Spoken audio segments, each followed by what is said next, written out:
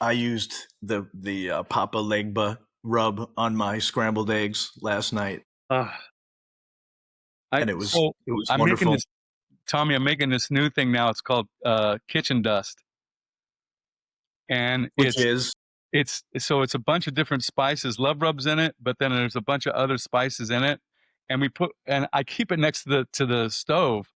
And my daughter, she's staying with us for a few more. I mean, I think a couple more weeks. Then she moves back to Australia.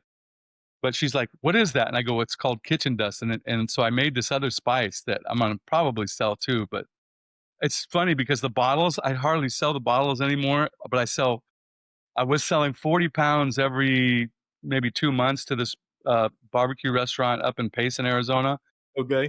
And now they hit me up. Now it's 80 pounds. It's incredible. Yeah. I mean, And so and when I bag it up, it looks like dope. It's hilarious. I mean, for those that are just learning about this, you know, one of the things that I've always admired about you is that you, and I could count them on one hand, people who in my life who I feel are a true Renaissance man, you know, someone who has just, you're that guy that they could drop you out of a plane and land anywhere and you'll just figure it out and then some. And when we first met, you know, so like my first meeting, even though you'd think our paths would have crossed during the early Charvel era, it did not. Yeah. It was at Fender. Um, and as you were more on my radar and we started meeting and I'd come out to Scottsdale to the offices. It's just like there was so many facets of you. I almost sometimes found it hard to believe, but it's all true. It's all there. And it's one of the things that fascinate about me about you. You're a musician, guitar player, songwriter, blues artist, commercial writer. This, what we're talking about now, is the Papa Legba rub. You could basically take Mike's uh, spices and put them on just about anything, and it's magic. You know, like I remember telling my wife, I was like, you could sprinkle it on a dog poop and it would be amazing. It's that good. Um, and then the tequila, which I have the tequila behind me. Actually, I might break that out halfway through this. Yeah. Um, but everything's great that you touch. You just have one of those. You just have one of those. It's you. You just have that, you know, and it's an inspiration for me, and it's part of the reason that I sort of follow you through everything that you do. And now you're into the El Cabron guitars, and I'm along for the ride, and I'm loving every bit of it. But Yeah. I have fun. It's funny because I was talking to my wife about this the other day. It's just like, I think that, and I've talked to Mayor about it too, where it's, life is short, you know, and I tell people you got to try everything and you got to really kind of go after it. So if you have an idea in your head, it's like, oh, I wonder if I could do that, you know. That's the kind of stuff where it's just like, yeah, just go ahead and do it, and then see what happens. And you may fall on your face, but man, you know, it's a lot. I don't know. Failure is a lot easier to deal with than regret. And when I see certain things and I just want to go after it. And if it doesn't work, it doesn't work. But if it does work, man, it's fun. yeah, yeah, So and it's been inspirational to follow you through all this stuff. Um, there's so you and I have again known each other for years, and we've had these 2 hour phone conversations, and every time we get together, there's never a shortage of things to talk about. There are things that I think over the years that you've mentioned to me that I think would be important for people to know about that they don't. yeah, Um, and the best place to start is probably the beginning, you know? So maybe when you started playing the guitar, certainly the club scene, the meeting of Eddie Van Halen, and then the beginning of Charvel Grover and Charvel and all that stuff is important, I think, to your legacy and the history of everything. Um, and I think that it's important for us and you really to document some of this stuff, because as time is going on, you know, like I belong to different Facebook groups and different forums for Charvel and for Jackson and for all these things. And I would say that 65% of the time those guys have it right, and then the other percentage it's completely wrong. I mean, from people posting like, "Here's a picture of Grover and Steve Vai," and it's Steve Rosen and Steve Vai, and it's like, like people are wrong. Uh, there's people that are posting guitars that are saying is an original Charvel that is not, and they're considered authorities. So it's it would be fun to talk about some of this stuff to sort of draw a line in the sand of like what was going on, what wasn't going on, and maybe set them something straight. So with all that said, um, when did you start playing the guitar? When did you start, like you playing in bands and getting involved in the club scene and maybe to the point where you met Grover? Well, I started playing guitar when I was about 14, and my dad had bought guitars for us when we were younger, and I remember we had one guitar that we were gonna share, and we had the guitar for about a week, and then it disappeared, and then I found it, I think, a couple weeks later, and a kid down the street had stolen it and like drawn all this stuff on it. So, but I mean, but I didn't really actually start picking up the guitar until I was about 14, Okay. and then it was funny because I would sit at my house and I I had a really cheap uh oh god, I don't even remember what brand it was. I don't think there was a name on it, but it was like a 335 copy with a Bigsby on it, Bigsby copy, and it was a really cheap guitar. But and I couldn't play, but I had gone out into my dad's garage and I had found um I didn't really have an amplifier, but I had found this extension speaker um that my dad had for his Packard Bell stereo system that would go, you could run out to the backyard or whatever. And I looked at it and I looked on the side of it and there was a little hole and it said Mike, M-I-C. And I thought, that's the same size as the hole that's on my guitar. And so I got a cable and I plugged it in and I turned it on and nothing happened. And I was bummed out. And then all of a sudden, all this sound started happening because the tubes had warmed up. Ah. And, and man, it was so big and distorted and everything. And it just sounded amazing. And uh, so I would take that speaker and I'd put it up on my dresser, and then I would climb up on top of it and sit on top of it, and I would make feedback sound. I couldn't play, right? So I would just make feedback, and and I loved that, and I would do that every day. And my brother would come home and be like this, and he'd run in and beat me up, and and then one of his friends came over one day, and my brothers told him, he says, my brother has a guitar, and my brother's friend played guitar, a guy named Jim Montgomery. And he came in, he goes, let me see your guitar. And it wasn't in tune. He tuned it up. He goes, how old are these strings? I go, the ones that came on it. And he goes, no, you need new strings. You need super slinkies on it. So he gave me strings and then he showed me a couple chords. And from then on out, it was over. And then I just kept figuring that out and playing and taking the record machine and put it on 16 speed. That drops it down a full octave. And Sure. I figure stuff out. And then between Jim Montgomery, a guy named Mike Farley, and another guy named Rick Jara, all three of those guys played guitar really well. And so they would just come over and just, I think they needed somebody to play with them. So they would show me stuff. And so I learned so much from them. And then Mike Farley was a guy who told me, because now I had been playing the guitar for a little bit, and he had told me, he goes, we got to go see this guitar player. And I'm like, oh, okay. He goes, yeah, it's a guy named Van Halen.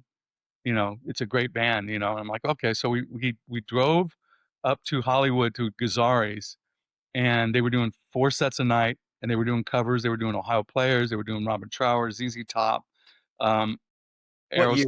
What year was that? It must have been, I think, 76 or 77.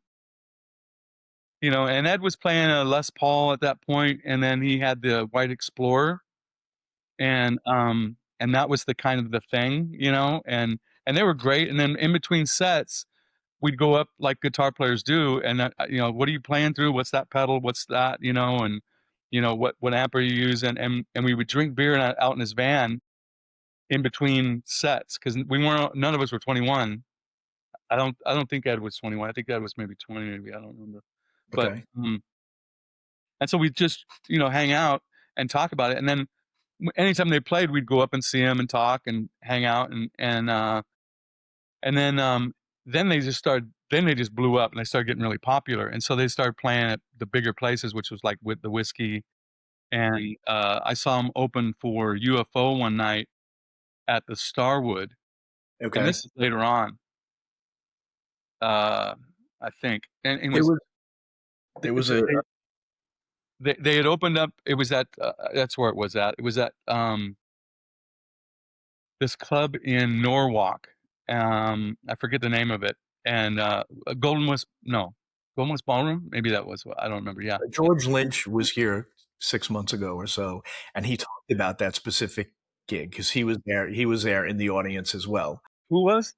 George Lynch. Oh yeah, yeah. Don, George was in a band called the Boys, and we would go to Golden West Ballroom and see them. so, Boys, Stormer, so but Van Halen. tell me your impression of that gig because George talked about that one specifically Yeah. So with what UFO. happened was that because I had been seeing, I've been going up and seeing Ed and hanging out with Ed and all that stuff. But at this level now, I couldn't get to Ed. This is where that was at now. He was already starting to blow up, and they came out to open up for UFO, and Roth comes out with a bottle of Spinata wine, no shirt, looking like Jim Dandy, and just comes out and because they were a local band, everybody knew who they were. They were already lit, and he came out and he goes, "We're gonna do all originals tonight." And then they just went at it, and it was one of the best shows I'd ever seen of those guys. And I mean, you could tell that it was right there. And Ed killed it, and then UFO came out, and at one point, Schenker sat on the drum stage and just stopped playing. You know, Yeah. they were so rattled by that opening band. Yeah. It was Yeah. mind blowing. I mean, it Yeah. was really a great show. That's what What did George Lynch was say? saying too. Yeah. No, Lynch said the same exact thing. And there's a report somewhere in one of the Van Halen books too. I forget which one it was. It might be the Knoll book, or they were talking about that gig specifically and how Michael Schenker got really freaked out by Ed's playing and yeah, and just really didn't take it well. And that whole performance was really kind of bad. And he tanked it because he was just so freaked out. And how could you not be? And and think about how amazing Michael Schenker is and was at that moment. So to unearth someone of that magnitude is just mind blowing. Yeah. So that's interesting. And then is it soon after? So he's the first guy that you kind of see with like a humbucking pickup and a Strat, and then and then it because he's got that. Does he have the black and white guitar? Is it just like what a Strat at that point, like a Fender Strat with a humbucker in it? Yeah, I think at that point he had the Explorer and he had this black. He had a '64 Strat, and I've seen like you said, there's a lot of misinformation on the. I saw something the other day and they showed a picture of this Strat and they said, "Oh yeah, this was Frankenstein before." No, that's what Ed went out and he got a '64 Strat or a '65 Strat because I played that guitar at the Whiskey, when all this was going on. Right. And if you see the picture of Ed, he's playing the black Strat with a mint green pickguard and he's got a black silk suit on. Everybody's seen that picture, and he's got a red or white carnation. And his mom made that suit. And because I used to talk to her all the time, I talked to his dad all the time when I'd call, because I had to phone him. I was talking to Ed on the phone and stuff. And but anyways, he had this '65, '64 Strat, and he had taken it and he'd cut it out and put a humbucking in it. And I'm sure at that point none of the other pickups worked. It was just straight to probably the knob out, but it still had the mint green pickguard, and it was just butchered. And then he went and at one point he painted a little pinstripe, a white pinstripe all the way around the edge of it. And and that was I think his first venture into a guitar painter. And then later on, so I remember playing that guitar and seeing that guitar at the whiskey, and that's when he sat down and he showed me how to keep it in tune, with this weird tuning thing, how he did. And he showed me how it worked, and I still use it, and we did it all through Charvel. But he and then, like, I think maybe a month later, I went to the whiskey to see him, and I walk into the dressing room, and he's sitting there with the black and white striped guitar. And then that was just like, "What the hell is this?" Because that wasn't the same guitar. And I was like, "What the heck is that?" And then he just sat down and he told me, I bought the body and neck from, Charvel's manufacturing, and, um, and I painted it, and I put it together.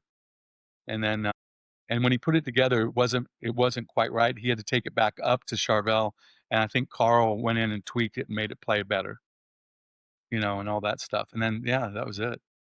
Now, was Grover already there, or was it still Wayne? It was, I think at that point, it was the transition. It was, Grover was buying it at that point, and Okay. Wayne was on his way out. So it Okay. was Bob Bayless. Uh, Bob Bayless was the guy who routed who was routing some of the bodies, or all the bodies, and then, Carl Sandoval, who was doing some of the assembly and things like that.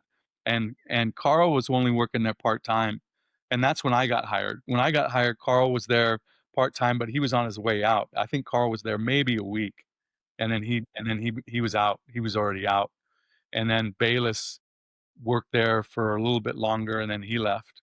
But that's when the way it started was then, because when Ed showed me the guitar and told me where he got it and stuff like that, I said, "Well, I wanna get one." And he goes, "Well," I said, "What's the number?" And he gave me the phone number for Charvel. And so I called Charvel and I spoke to Grover. So that's how quick it was. When I called Charvel, I spoke to Grover, or I think Joanne, maybe, I don't know. Right. And then it's as soon as you spoke to him, you went down to buy a body and neck, and before you know it, you were employed Well, there. yeah, because we were, at that time, if you went to see Van Halen, you went, "Holy shit, this is the best guitar player in Southern California for sure." And he was doing stuff that was pretty unique. This is like, he was doing some of the tapping stuff, but that wasn't really it. The way he was using the bar, and the way that the songs were written, and the soloing, it was just like, this is outer space. This is different, completely different. And so everybody was like, "Okay, well, I want to pursue that. I want to figure that stuff out." And that's Lynch was a big guy like that. Lynch, when he was playing with the boys, he'd dress like Ed Van Halen, and try to pull the same thing, no slant on him, but a lot of guys were doing that too. And so you looked at it and you said, "Well, I want to get a body and neck, and I want to build a guitar too." That sounded pretty interesting. So I called up Grover and I asked him, I said, can I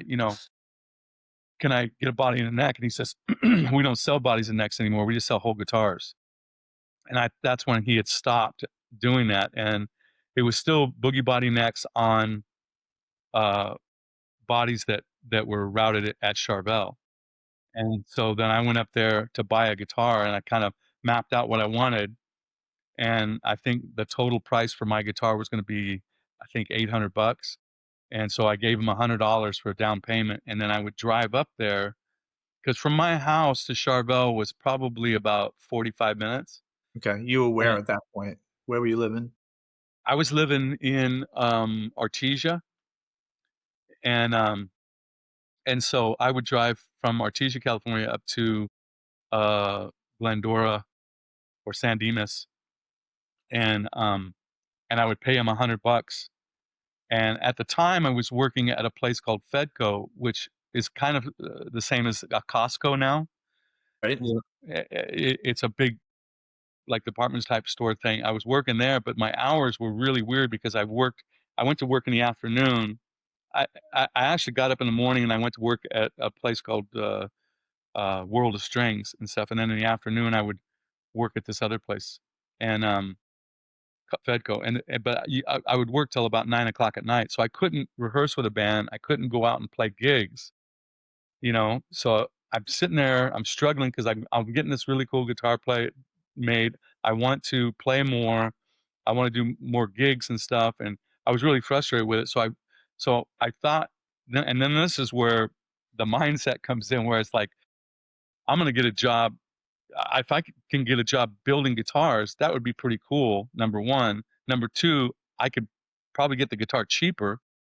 I can work on my own guitar, Right. and then I'd be able to play in a band at night because it'd be a 9 to 5 job, you know. And so I asked Grover. I said, "Hey, are you hiring?" And because it was just him and Joanne at that point. They had just bought the business, and he goes, "You don't want to work here. It'll ruin your hands." And I said, "No, I really want to work here and stuff." And so he says, "Okay." And so he hired me, and then that's how I started. And I was, I think, 17 or 18 years old.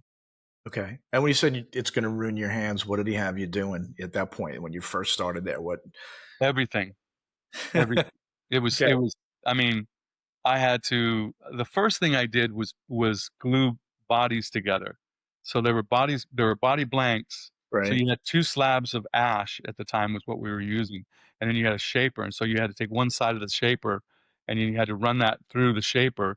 Now, if you hit the shaper, it'll cut your fingers off, so that's one of the things, and so you had to do that, shape both sides of it, then you had to put it together like this, and then you had to glue it, put glue on there and clamp it together, and Grover showed me how to do it and stuff, and I remember I think it was the 1st or 2nd day I was working there, I did that, and I glued up, I think, maybe 20 body blanks, and the next day I came into work and Grover goes, "How'd you do it?" I go, "I did 20 of them." He goes, "Yeah, let's see." And so he took one and he took the clamps off. There were three big pipe clamps on. He took the clamps off and he looks at the glue joint and then he just threw it on the ground and it split right on the seam. Whoops. And and What'd you do wrong? I didn't clamp them tight enough. And so I had to redo it. I had to replane it. He didn't get this is the thing. I had to replane it, and then I had to reglue it, and then he showed me, he goes, "You gotta crank it down." And I remember coming home from work that day, and my forearm hurt from cranking it. But the thing that was great about Grover is that he showed you how you screwed up. He didn't admonish you because he just lost money. I had to redo that was Duplicate work. work over, Yeah. do work over, and which is still the thing for me. It's like a OCD thing for me. And, um And so but he didn't get pissed at me at all. He just showed me how to do it right, and then after that, I never had that problem ever again, you know? Yeah. And so that was really what was great about it, you know? He took the time to really show you and explain to you why and how that worked like that. And before you came in, as far as you know, was he doing this? So, like in the period where he purchased Charvel to the point where you walked through the door, was doing finish work and working on guitars, and because his history was calzone cases, wasn't it? Was that before Anvil cases. Anvil cases? Yeah. Okay. W when I went down to buy my guitar, the first night I met Grover, I got there because, again, I was working till 9 o'clock at night. And so I told him, I said, "I don't get off until 9, and it'll take me I won't get up there till about 10." And he's like, "Okay, I'll be here." When I got up there, it was dark. The shop inside, I didn't think anybody was there. I knocked on the door, nobody answered. And then, I opened the door and I could see that there was a light on in the back, and I went inside the shop, and I went to the back, and Grover was at a mill, and he was milling, a bridge at 10 o'clock at night with one light on. And so, yeah, he was doing him and Joanne were doing everything, and they were trying to figure it out. And Bob Overnight Bayless Bob overnight success, right? yeah, and People I don't know think this stuff. I think I think Bob Bayless was coming in and routing bodies for him sometimes, part-time, and even but that was like Bob was out too, you know? And then he hired right after he hired me, he hired another guy named Don Fox, and Don came in, and then Don and I were both kind of doing it, and then at that point because you gotta remember what time is this? This is 77, 78 now, and Van Halen hit, and once Van Halen hit, that was Exploded. it. So if that record was that record released February of 78? 78, yeah.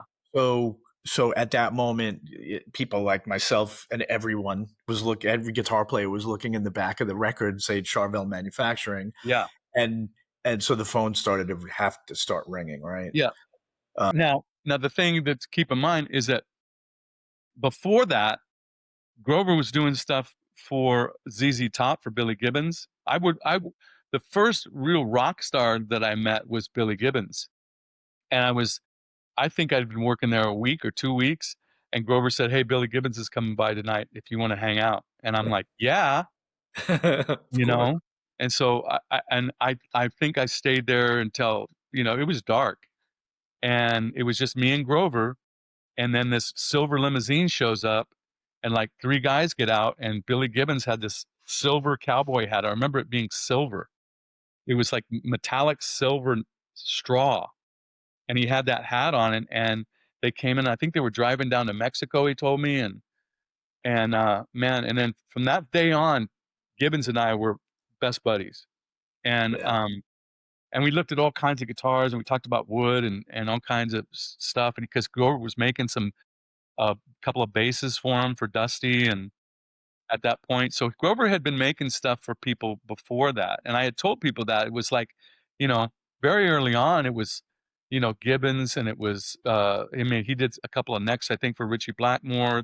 They did some, Bryan Adams was a really early guy, you know, and, there was just a lot of people, Tommy Bolin, there was a lot of people that were getting work done from Charvel.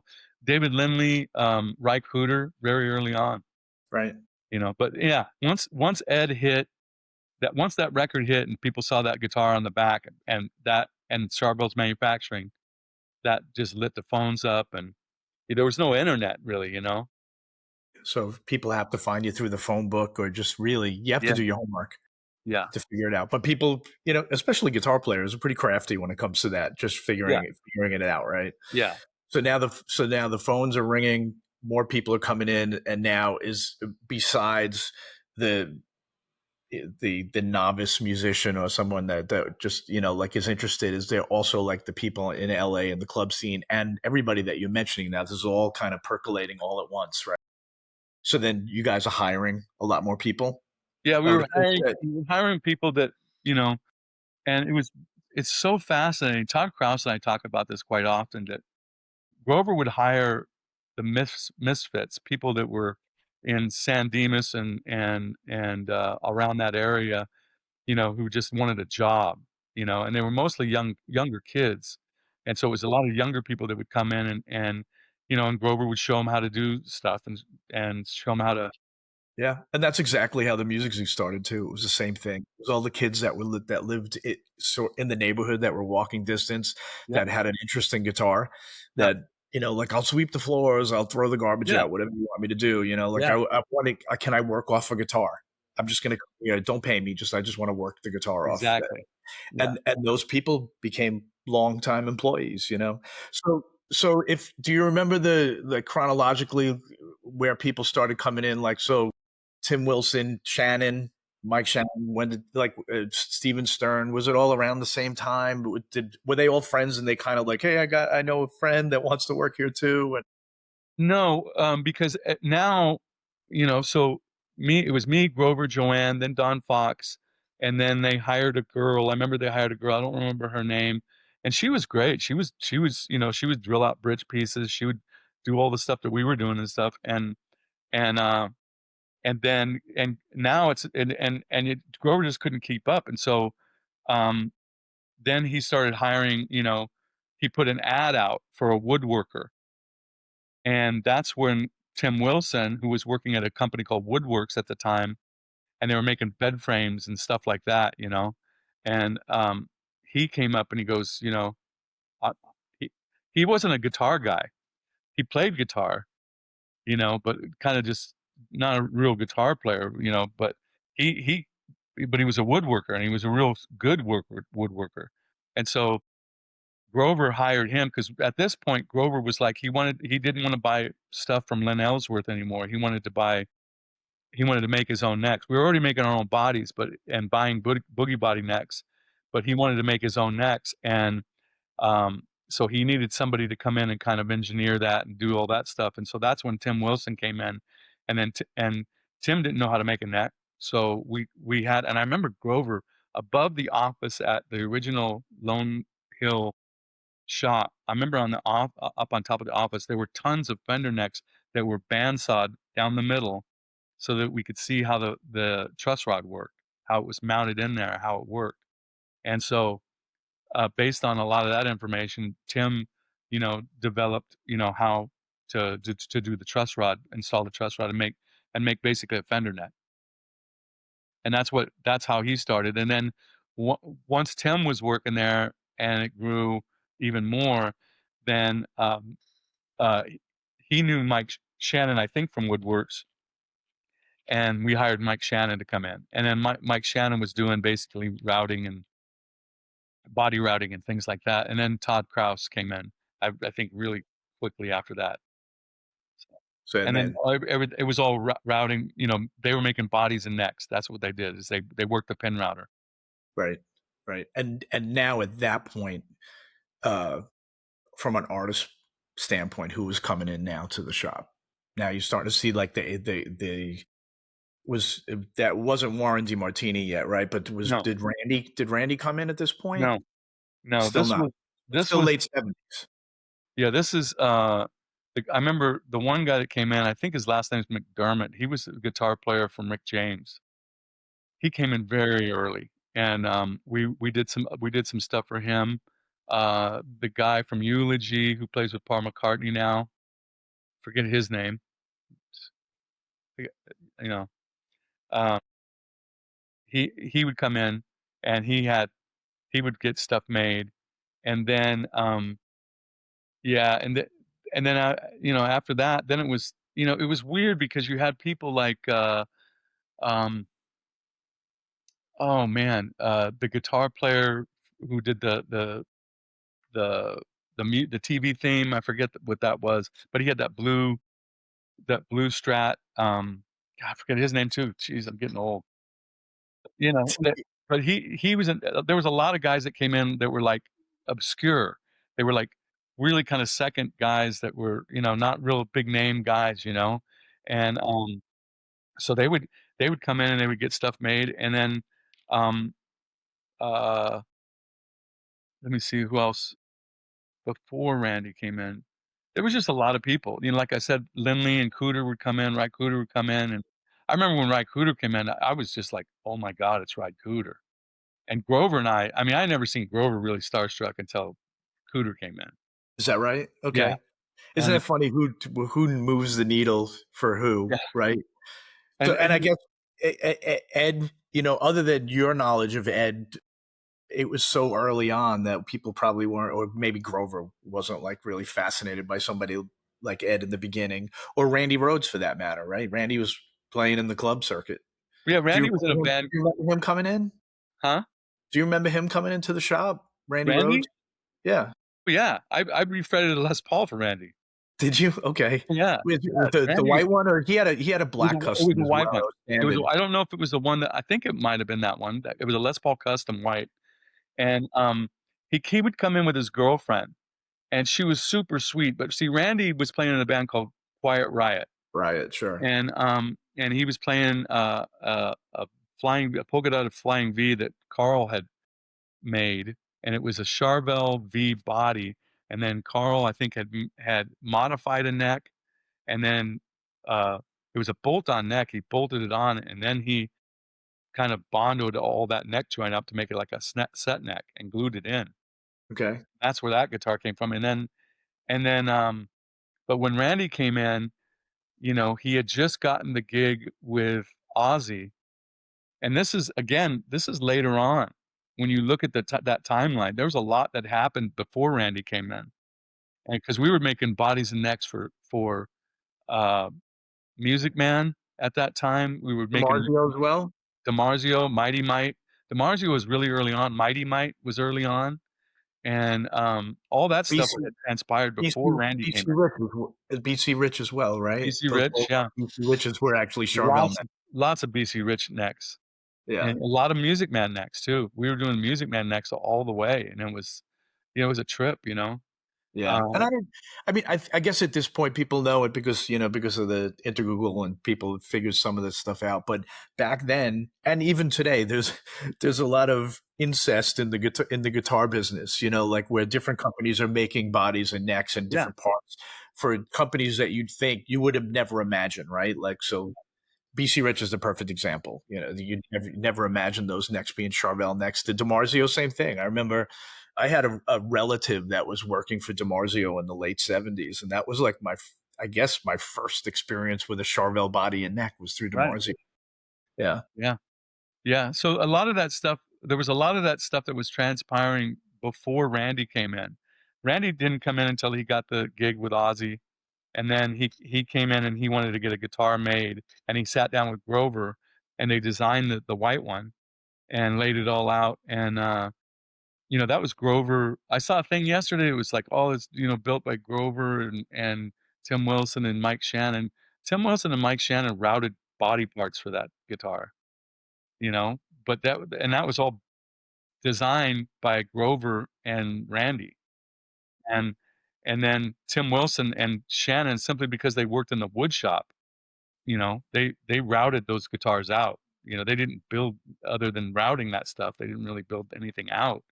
And then, and when you say route, specifically just the control cavity and the pickups. take That's no, it, take the or body, you're talking about glue the body shape, everything. yeah, Okay, the body blank was probably glued together by somebody else, and then once the body blank was done, it went to the pin router, and the guy who ran the pin router was Mike Shannon or Tim Wilson. And so they just ran it on the pin router, and then once it was done, then it went to the sanders. They didn't sand it, all the sanders sanded. Once it was sanded, then it went into paint. They didn't paint it, the painter painted it. Then after it was painted, then it came into assembly. They didn't buff it. Probably me and, a girl named Maria who worked there, and at that time, and it got buffed and then assembled. I assembled it and set it up, and then, there was a guy named the Ox, and he was kind of the tech that dealt with that stuff, and the Ox used to work with Deep Purple, and that's how I knew who the Ox was, because 'cause I'm a Ritchie Blackmore freak and a Deep Purple freak, so it's like I knew who the Ox is, and so I would talk to the Ox and stuff, and we would set things up. He gave me all the specs, and we'd set things up like that, and then the Ox took it, and then Randy took it out on tour, and I think Grover and I went up and met with Sharon, early on, and, and Randy at the studio when they were recording everything and tightening up all that stuff, and, after the white one was done, um, Randy came back and he said, "I can't get up high on this thing, we gotta redesign this thing," and then that's when we made the black one, the and the second same one. thing happened with the black one, you know? What do you mean the same thing happened? He still had changes that he wanted? No, no, no, no, the Oh, same thing same happened with process as far as make. the building process, same Yeah. thing, Do you you know? remember once he got that guitar, that was it for him, or do you think that there was Yeah. probably something else percolating? No, I think that was it for him, and I'm sure that he had other ideas to do stuff, but Randy was, like, so busy. You gotta realize, man, what was happening there. Ozzy was blowing up, and it was hugely successful, and Randy on the scene was just like, "Holy crap, this guitar player is crazy, and look at this guitar," and they were touring a lot and all that stuff, and I remember that Grover and I were really close, and so we were both big fans of the Tubes, Yeah, and sure. Grover at this point had divorced Joanne, and he had a girlfriend up in Lake Tahoe, and the Tubes were gonna play at some casino up in Lake Tahoe, and so Grover come to me, he goes, "Let's go see the Tubes up in Lake Tahoe. We'll stay at my girlfriend's house, and it'll be great." I'm like, "Okay, yeah, that sounds good, good." And so, Grover paid for the flight and all that stuff, and we flew to, Lake Tahoe. We got off the plane, and we walked up, and his girlfriend was there to meet us, and she said, "Randy's dead." And we went, "What?" She goes, "Randy died." And so Grover and I found out at the same time. God, Yeah, a lot of people don't know. And it that's was crazy. it was a shock, man. It was like, "What the heck?" And it was, super spotty. Again, no internet back then, no cell phones back then, so everything was the news and accounts of people who you knew on that tour, things like that, and so it was really a tough thing, you know? Yeah, Yeah, so tragic. I but, mean, you know, and, you know, as far as Charvel was going on and Jackson at that time, before Randy was happening, there was Vic Verger, and he was yeah. really the first guy who So got we had 3 of those guitars here. We had there was a white V with like sort of blue clouds on it, and then we had a pink guitar with some black graphic on it as well.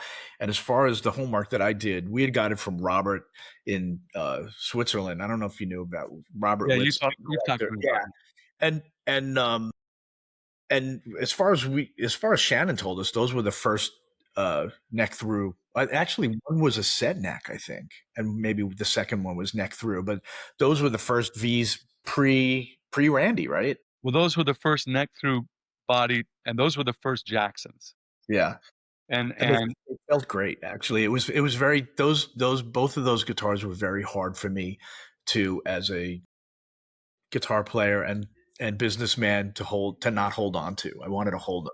I knew I had a if I would keep it inevitably like yeah, we would use it here for different experiments and different guitars. We already have all the imagery for it and we took measurements of both of them, but I wanted to get it out into the universe and not be that guy to just put it on a shelf somewhere. yeah, there was one that had stripes on it that went like this, and it was purple, black, blue, I think, with pinstripe or whatever. Yeah, I think that's the one that we had. Block inlay like a Les Paul Yeah, custom. yeah. Yep. That was the Yeah. first guitar and the first Jackson guitar, first neck through body. And we were doing weird stuff too back then. We were putting uh hockey stick explorer style headstocks on stuff, but with no tilt back neck. And we were putting those on, you know, dinky bodies and all kinds of weird stuff that never really floated, you know. Those never really floated. And it was just like it doesn't look good. It doesn't it you know it rattles because there's no pitch on the headstock, and but we were trying a lot of different stuff. Sure. So interesting. So then Randy gets a second guitar, and then you find out about him dying and Yeah, tragic. yeah. Um, and then it's still Charvel Jackson continues. So there's now even more people coming in, and dare I say that tragedy almost lit even more of a flame on the guitar industry and people wanting to like it instantly made Randy a guitar hero if he wasn't already, and then more and more kids want to play and it just I would assume made it even more focused for now Jackson guitars. It was as a kid I had bought my first Charvel from Grayson's Hmm. here on Long Island, and it's serial number 1048. I still have it.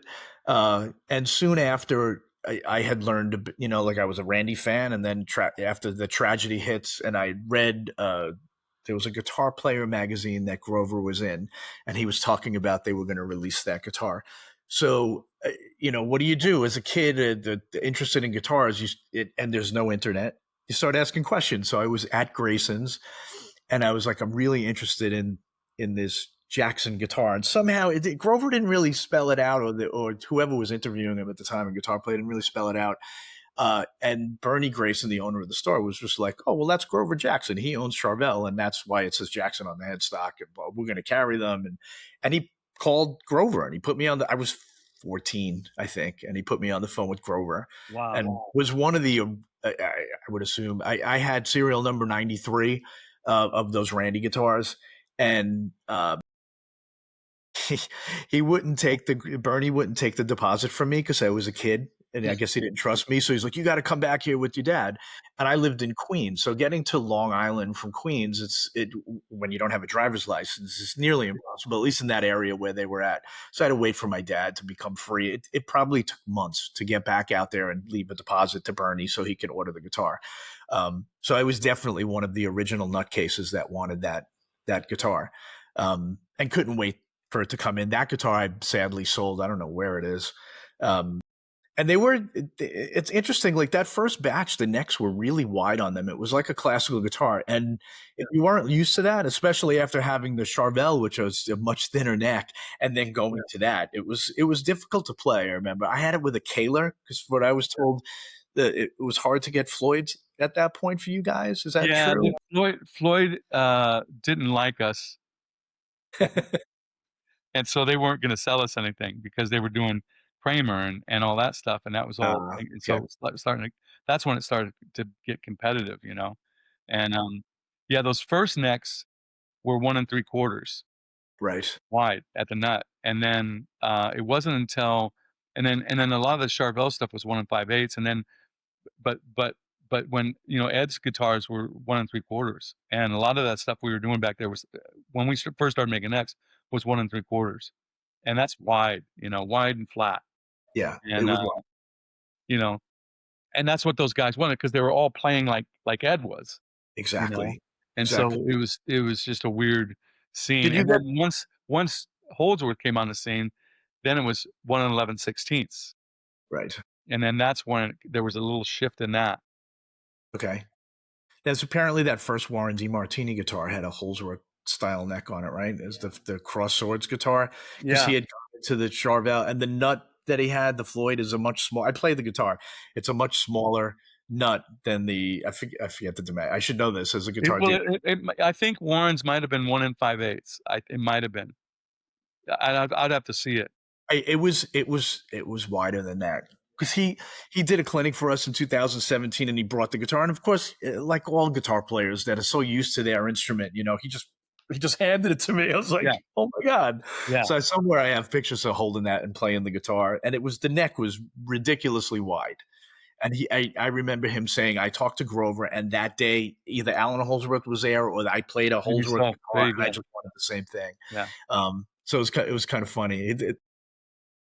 I love Warren. I don't know if you have any Warren What a stories. sweet guy. Oh, yeah, I know Warren. He's one of my favorite people that He's a like every sweet time guy. every time we get on the phone, it's almost like you and I, like where like an hour and 15 minutes later, I'm like, I gotta pee. Like, I haven't seen Warren in a long time, and I hadn't seen him since Charvel, and I was working at Fender, and he came in, and it was just like we looked at each other, we had got this big smile on our face, we hugged each other, and it was like we just like nothing happened, like it was a day, and we just started picking up right where we left. He's one of the nicest guys in rock and roll I've ever yeah, met.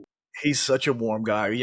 Before we would do these clinics in the old uh, Music Zoo number 2 in Rosslyn, we had 2 floors and there was an office, and the office was kind of off the side of where the store was. So you had some privacy.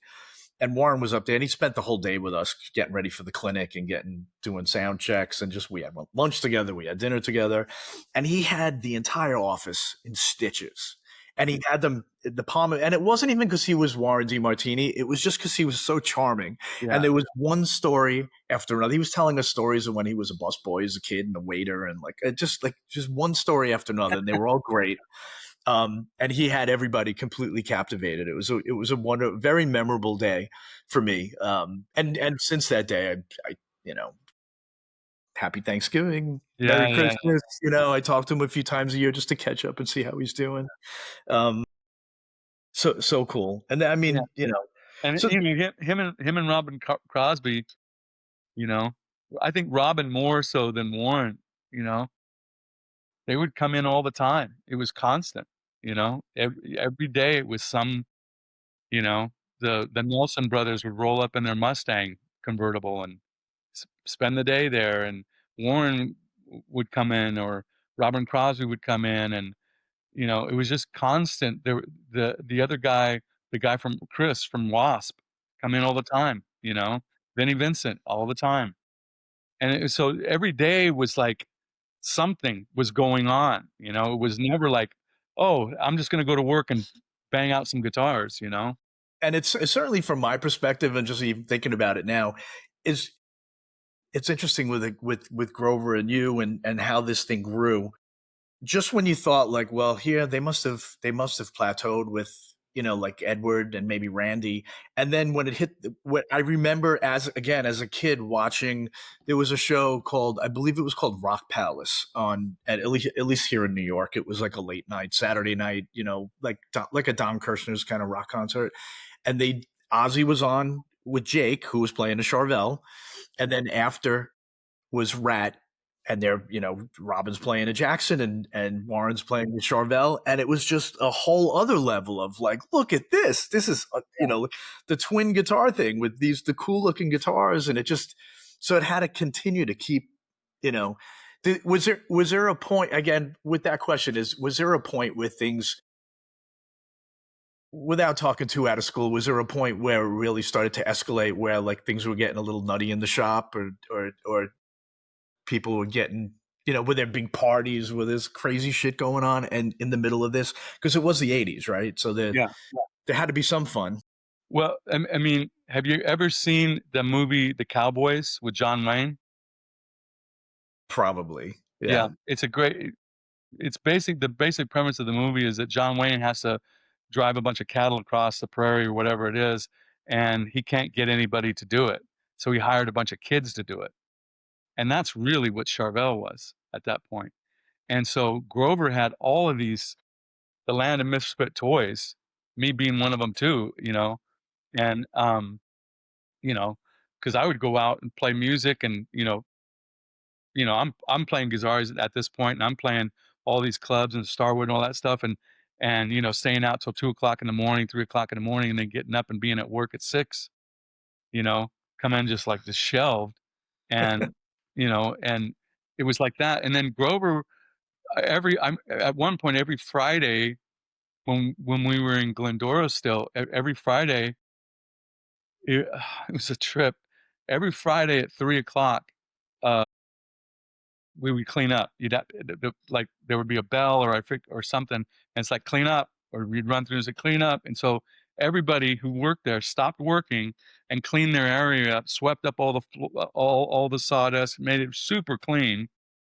But and then Grover would go out and buy a case of beer, one case of beer for everybody, Okay. and so you walk around, you'd have a beer and you're cleaning up, and it was just cool, man, Yeah. and then we would have Christmas parties, or he would have like at Thanksgiving, he would give everybody turkeys, and we'd have Christmas parties, and he'd take everybody to dinner. And, once again, Land of Misfit Toys, we were all, I mean, look at Mike Shannon, look at Tim Wilson, look at me, look at, this is Todd Crouch. You put those kind of people in a room and, and, and then add alcohol to it. It's like, it got there were food fights. It was just chaos. I remember one time I was playing at the Troubadour, and Grover came down and with some other people, and there were some of the other guys were from the shop were there, and we went to Dan Tana's next door to eat, and it ended up in a food fight, and we got kicked out of Dan Tana's. We could never go back, and it was just chaos. But so he was like, he had this around. Everybody was having fun, it was always everybody having fun. And then when people came in, you know, they would bring donuts and, all kinds of stuff, and everybody would just kind of hang, or they'd buy the whole shop lunch, or, it was just always like a big family. That's amazing. Yeah.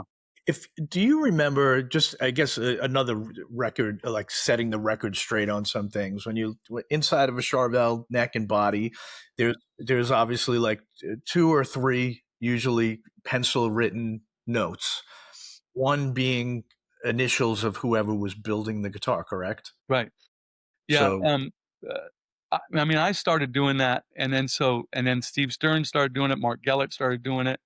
Um, Harvey Beck started doing it. It was funny. I saw a thing the other day, and they showed uh, a neck, and it had a date and an HB, and I said Harvey Beck, and some guy came on and he goes, "No, Henry Boyle." I go, "No, Henry Boyle worked out in the wood shop. He didn't do an assembly stuff." And it's funny because Harvey, he was a big part of that, and you know uh, Mark Gellert is another guy. Mark Gellert worked all those guys worked for me. I ran assembly, and so they all worked for me. But those guys were building a lot of the pre-pros and all that stuff that they call. Yeah, they were doing a lot of that business. But yeah, people would write that stuff down. One of the things that I did see recently is black marker in the neck pocket and on the neck, and I don't remember a lot of black marker being on guitars. So, and the things that I see from some of the people posting on the internet now is that there's a lot of fakes out there. So I'm wondering if people are doing that. I mean, That's why I was curious to see like exactly, so there was also usually like a 4-digit number, and then usually a date on the butt of the neck too. yeah, You know, the 4-digit work number is a order. work order. It's a work order, Okay, and then usually the guys would either I have a neck here. Usually the guys would either put their initials here and a date here, or they put it. I would do it here. I did it here because Tadio Gomez did it on Fenders, sure. and that was where I got it from, because a Tadio Gomez neck was always a nice boat neck, and so I would, you know, I always liked his necks. And again, when people back up, I just want to make something clear. The blue guitar I was talking about very early on was for a guy named Phil Solom, and Phil Solom was in a band called the Rembrandts, and that was one of the earliest Charvels that I remember going out, and it was a blue burst. It was a really cool guitar. But anyways, um, a lot of that stuff, uh, when I looked at the stuff that Tadio Gomez was doing, and how they were shaped and all that stuff, I thought, oh, we got to put the date on there and all that business. And so what I would do is, back when very early on, is that people would come in and they would bring in a 1960 Stratocaster, and they would say, I want the neck shaped like this. I want my guitar that you guys are building shaped like this, or blah blah blah blah blah. And so what I would do is, I had a piece of paper. I still have it. Donnie Wade saved it for me, and I had a piece of paper, and I would have it push pin onto the drywall next to my drum sander, because uh, at one point, that's all I was doing really, is not all I was doing, but the majority of what I was doing was shaping necks, hand shaping necks Okay, on a drum sander. And so people would come in and they say, oh, I want this neck shaped like this. And so I would take all the measurements, I would write down how it felt, and I would keep that. So when they're gone, if somebody said, hey, I want a neck like a 1960, I got you. And I would take those measurements and all that other stuff. And that's when I did the Gilmore neck, and did all that stuff. But yeah, we would take all those measurements off those guitars, and I still have that piece of paper. Donnie Wade, when I left Charvel, Donnie Wade uh, found that piece of paper and kept it. And then that's I great. was at his house one day. He goes, "I got something for you," and he brought it to me. And man, I almost started crying. And I still have it. I have it out in my shop. So, since you mentioned Gilmore, and I know that there's a line to be drawn to your guitar line, El Cabron. Uh, we could touch on that. I still want to go back to, but Sure. you're Yeah. using that neck shape for your new guitars. Yeah. That's Yeah. it. So he brought in. So Pink Floyd was getting ready to do the Wall concerts, the original Wall concerts, and Phil Taylor, who's the tech for Gilmore, really sweet guy, another really great guy. Phil Taylor came in. He goes, we want the neck shaped like this guitar, and he had a 1955 Esquire Sunburst, beautiful guitar. Dave still has that guitar. I don't think he sold that one. And he said this is one of his favorite guitar shapes. And so I sat there again. It was late at night, probably 9 o'clock at night, with Phil Taylor behind me on this corner and Grover Jackson on this corner, and I'm at a drum sander holding this 55 Esquire and feeling the neck, and then measuring it, and then feeling it and shaping. And I did 6 necks, and I gave them 5, and I kept one. And so, you know, I really am in love with that neck, and it's really comfortable neck. It's a boat shape, but it's dull, and it kind of goes down. This is one of my necks, and it comes down to like almost like a fat C shape down here. So that's the neck profile that I used for the first Cabron guitars. But now we're adding a second neck shape, because we're going to be doing some S style guitars, and that neck shape is more like a Charvel C shape. Okay. But And we'll get into that later. yeah, I wanna talk about, the oiling of the necks Yeah. and how that did that start very early on, or was that something that you dreamed up, and exactly the combination of what if you wanna share it, or what the process was to do that? Because it's such a distinctive part of your guitars and a distinctive part of what those old Charvels were. So what would happen again, it all came from that sheet that was hanging on that. What would happen is that people would bring in these guitars and say, "This is my favorite guitar. I want the guitar like I want the neck to be like this." And 9 times out of 10, those necks didn't hardly have any finish on the back of them. And when you look at a lot of the Fender relics now, there's not, they always take the finish off the back. Sure. Excuse me. And so what I did, I was trying to replicate that. I didn't want lacquer on the neck at all. On the fingerboard, if it was a rosewood fingerboard, you didn't have to worry about it. But if it was a maple fingerboard, I didn't want any finish on the neck. I wanted it to be, as close to raw wood as possible. But the problem with that is that when you do fretwork on a maple neck, you have to tape off the maple, Of or course, yeah. uh, and it's really a delicate process. And so I wanted something that was close as possible to that feel, but for like I said, a maple neck, it was really tough to do that. On a rosewood neck, it was easy. On a 60 Strat, no problem. But when you get into a 50 Strat, a lot of those necks, when you look at them, that finish was worn off, and especially where the people play at, and on the back of the neck for sure. So I was trying to replicate that, and so I kept experimenting with different ways to do it. You can't just leave it raw wood. You have to oil it. You have to put something on it to preserve the wood and keep it from cracking or keep it from warping or moisture getting on there. So I started experimenting with different ways to do that, and then what I would find is if you just put oil on the neck, great. You know, 3 weeks later it's black because of the strings, your sweat, frets, and so it's like you gotta protect it differently, and so I started coming up with different ways to do it, and the way I do it is that it's a two-step process.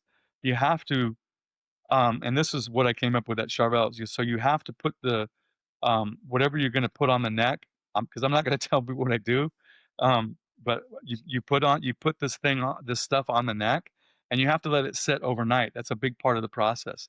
You have to let it sit overnight, and then once it sets overnight, then you go back in, and you have to on a maple neck, you have to tape each one of these frets, and I have videos of this on my website and, on my YouTube channel.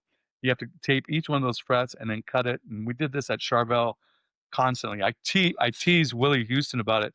He's out in Georgia, and he makes the pickups for me and stuff, and I tease him, I said, "Get on a plane and get out here. I've got 5 necks to do, and I need to have them done by lunch." And he just starts laughing because Willie used to work for me, and that's the kind of stuff we would do. But anyways, you have to tape the frets off, and then once you tape the frets off, then you go through and you high speed buff the whole neck. And what it does, and you can see it makes it shiny, and it really burns what this stuff is into the wood and seals it and really makes it a really nice finish. So there's no sticking. Your hand never sticks to this. It feels like raw wood, but it's not. And then you know, 6 months down the road, take a piece of 600 sandpaper or 1200 grit sandpaper and just sand it back, and it'll you do that maybe one time, and that neck will be like that forever. I mean, look at the pre-pros. That's what you see you see a lot of them. You see more of them than anybody. Excuse me. And then when those guitars come in, they're not black, you know, they're clean still and all that stuff. So yeah, it's an interesting process. Nobody else is doing it. And to be honest with you, when I was working at Charvel, I mean, I developed it when I worked at Charvel in the late '70s, early '80s, and then when I was working at the Fender Custom Shop and we acquired Charvel and Jackson, and then we were going to do that Legacy series. I went upstairs and I sat down with a guy and I showed him everything. I showed him how to do the whole thing. Was it Chip at that point, or No, was this no, no, somebody else? It was some other guy, he doesn't work there anymore. But I showed this guy the whole process, and he did, I think, 1 or 2 necks, and they came through and they said, "No, we're not gonna do that." And then they ship-canned it. Okay. Yeah. We wound up the music zoo wound up with a lot of those guitars at some point, because that was you know, uh, that was right around the financial collapse. Those guitars were released, and then people just stopped buying, and I think Fender was sitting on a lot, and Jeff Carey at the time came to me, and he was just like, "Make you a deal you can't refuse," and we wound up. I think I bought like 95 of them. So Wow. I forget how many there was in total, but we bought like 95, and then Grover would call me like once a month and just go, "How many did you sell?" Just because I guess he needed to. He wanted to make sure that the Fender people were paying him, and I guess they were paying him for sell through as opposed to sell in. Or I forget how it worked, but he'd call to find out like how things were going. Yeah.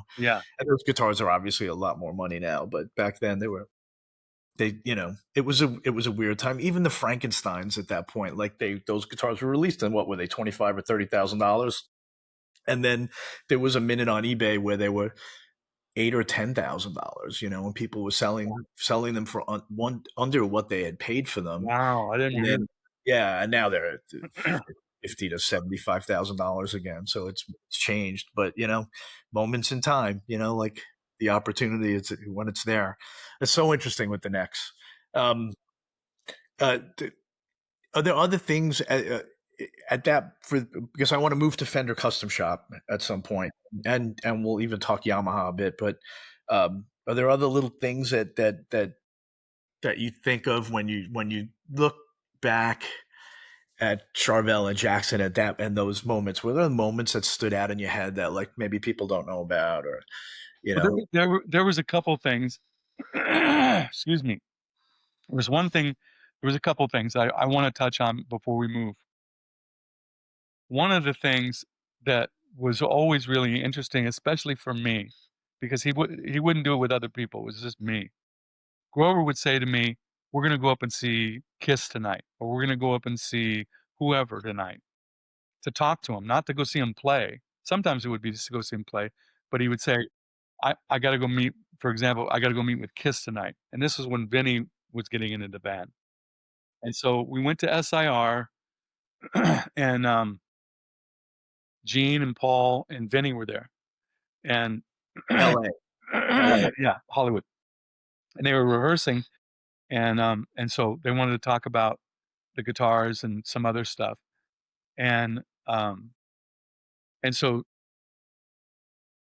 Paul I remember that Paul and Vinny were talking about makeup and what Vinny's makeup was gonna look like, and they were going back and forth about that, and then then in between once they got done with that, then we started talking about guitars.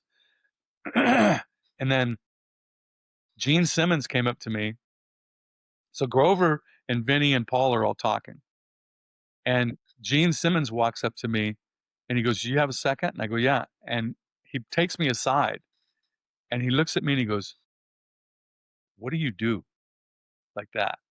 And I was so intimidated. I was like, looking at Gene Simmons is like, "What do you do?"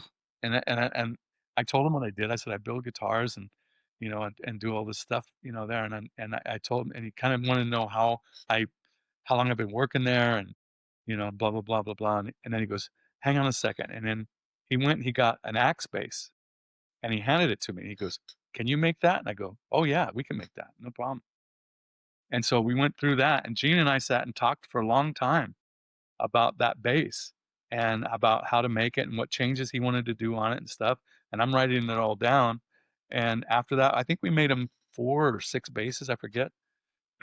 But it was really interesting, to sit down with Gene Simmons, Sure. 'cause I admire Gene Simmons so much because he's such him and Paul are some of the smartest people I've ever talked to. And when you see interviews with them, there is an interview on Pushkin. It's a blog, and they interviewed Gene and Paul, And at this point, Gene he's kind of, it's good, but it's not as great as Paul's. Because Gene doesn't have a lot. I don't think Gene puts a lot of time into those kind of interviews anymore. But Paul does, and Paul, when you listen to that, it's a podcast, Pushkin, and or a Rick Rubin thing, I think. And man, Paul Stanley's interview is amazing. So, anyways, there was that. And the other thing that really kind of stood out for me, and I just talked to Grover last week about this. Like I still talk to Grover, every once in a while and stuff. And we were sitting there talking about Alan Holdsworth and how beautiful that was, that relationship. And what happened was that um, Grover was in the UK and he knew somebody who knew Holdsworth. And Grover was a big fan of Alan Holdsworth's playing. So he asked this person, he goes, "Can you introduce me to him?" He goes, "Yeah." So he introduced him to him and they sat and talked. And then at the end of it, he said, here's my card. If you ever come to LA and you want to get a guitar made, I'll make you a guitar. And Alan was like, "Oh, that'd be great." And that was it. And Grover went home, Alan went his way, blah, blah, blah. Right. And then like maybe a year later, his phone rings and it's Holdsworth. He goes, Hey, Grover, it's Alan. And he goes, "Oh, hey, how's it going?" He goes, "Good. I'm in LA." He goes, "You are?" And he goes, "Yeah." And he goes, "Well, what are you doing?" And he goes, "Oh, I came out here to make a record." "Oh, okay. Where are you gonna make it at?" He goes, "I don't know." He goes, "Where are you staying at?" "Oh, I'm staying with some friends over in Tustin." "Oh, you know, he goes, "We're kind of trying to figure out a studio and stuff." And he goes, "Oh, okay." He goes, "Well, what are you doing tomorrow?" He goes, "Nothing." He goes, "Why don't you come by?" And so he came out to Charvel, and Grover and him talked about a guitar. And then, but the thing, Alan had come to LA to make a record with no connections, no. Do you know which record that was? Was that IOU It was an or? IOU record. Yep. So um, there was no studio, there was no management, there was no production. There was no. I think he had these Hartley Thompson amps, but he had no cabinets. It was so bush league, and so Grover kind of stepped in and kind of got it together for him and found people for him to play with and all kinds of stuff. And then the next, and they had no place to rehearse, so Grover said, "You can rehearse at my place." And so we would be sitting there working, and all of a sudden, then on the other side of the wall, which was just basically 2x4s and drywall, no insulation, it was Alan Holdsworth and the IOU band with Jeff Berlin and Gary Husband and Paul Williams singing and stuff, and just like, and every day at like 3 o'clock, they would rehearse. Yeah, That's incredible. it That's was a great record too. right, and it was Oh, like, I look back at that now. I was talking to Mike Hickey about it. I said it was mind blowing for me, and Alan was just the sweetest guy, and so we would hit it off, and then we would go out drinking and stuff, and all that stuff. And I almost got thrown in jail one night with him in Tustin. The Tustin police came up on us, and it was crazy. But he was getting ready to do.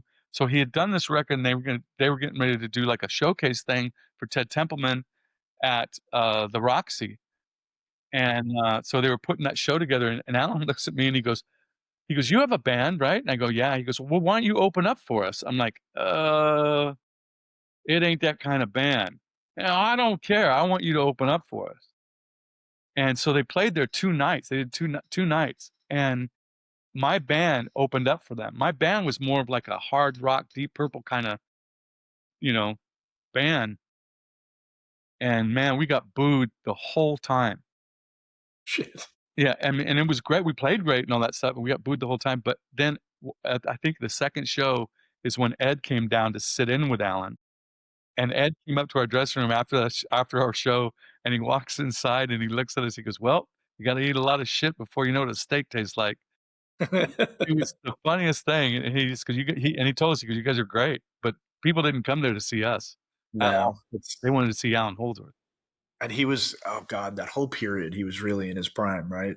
Oh my god. There really isn't a era of Holdsworth that I don't love, but but the Bill Bruford, that one of a kind record for me is really like special. Yeah. Um, and then the IOU record is special. I and everybody's got different favorite times. You know, like some of the early stuff. I have a some it's around here somewhere. I have a record with Gordon Beck, the pianist that he Yeah. did, and it's all acoustic, and the Yeah. whole record is just diminished runs. It's Yeah. insane, and Yeah. pre all of this stuff. But then when he started getting like past metal fatigue, and he kept going, it kept getting even more advanced. Yeah. You know, Crazy. it was crazy, Yeah. just crazy, like the But level of musicianship. the thing, the important connection from Alan Holdsworth to Charvel was, and this is the thing a lot of people miss, Tommy, and I'm glad we're talking about this now. I still have some of the original ads from Charvel that say, you know, our bodies are better, heavier, and all that stuff. That was the thing back then. Heavier bodies was, you know, this everybody forgets this.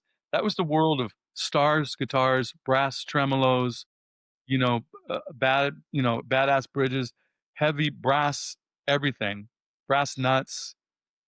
And so the bodies, the first Charvel bodies we were making were ash, and Which you is know, Edwards, right? Edwards, that Frankenstein is Ash. yeah, but that's not why. The reason why we were making them out of ash is because that was probably the cheapest wood we could get it, and we were getting it from Macbeth Hardwood, and it would come in big, long boards, you know, 17, 20-foot long boards, a big huge lift of that. A truck would dump it, and Grover would get on the horn and say, "Everybody stop! Everybody got to unload that wood." And then we had to, as soon as it was unloaded, we had to take it to the cutoff saw, cut it, cut the big long boards down to smaller boards, and then split them, and then glue them together to make body blanks. Anyways, but it was ash, and it was a ton of ash. And then after that, and I think the biggest reason was the grain, because we had to get it heavier. Everybody wanted heavy bodies, and so we were making bodies out of solid maple. And well, that thing is, that's what I'm going to go to there, because you know, and like the original Eldred Flame guitar, that was maple, hard rock maple. That guitar weighed a ton, and guitar was made for Jeff Beck because Grover wanted to get the treble into it and all that stuff. And so, anyways, everything was heavy until Alan came along, and then Alan said, "I don't want heavy. I want light for my back." And so we made a spruce guitar. We made a rosewood guitar, or not rose, a redwood guitar. We made a poplar guitar made out of poplar, and then we made a basswood guitar. We made 4 guitars for him, and he played each one of them, blah blah blah, and he landed on the basswood one, and that's the one that was the red one. And so that was it. Once we did that, then everybody wanted, because it was Holdsworth, everybody wanted lighter guitars. Yeah, And yeah. there were never we didn't make any heavy guitars after that. So do you, having lived both both, you know, like moments with heavy guitars and light guitars and all this brass and everything, there's um I personally think there's a thing to the heavy guitars, and I Yeah. personally think there's a thing to the brass. I was a huge fan of John Sykes, and John Sykes, from, you know, Thin Lizzy and Tigers of Pantang and Whitesnake. He had metal on the whole Les Paul that he was playing, right? Like there was metal pickup rings, and every part of the guitar was metal, and maybe some of it was aesthetic, but certainly the brass nut, Edward with a brass nut.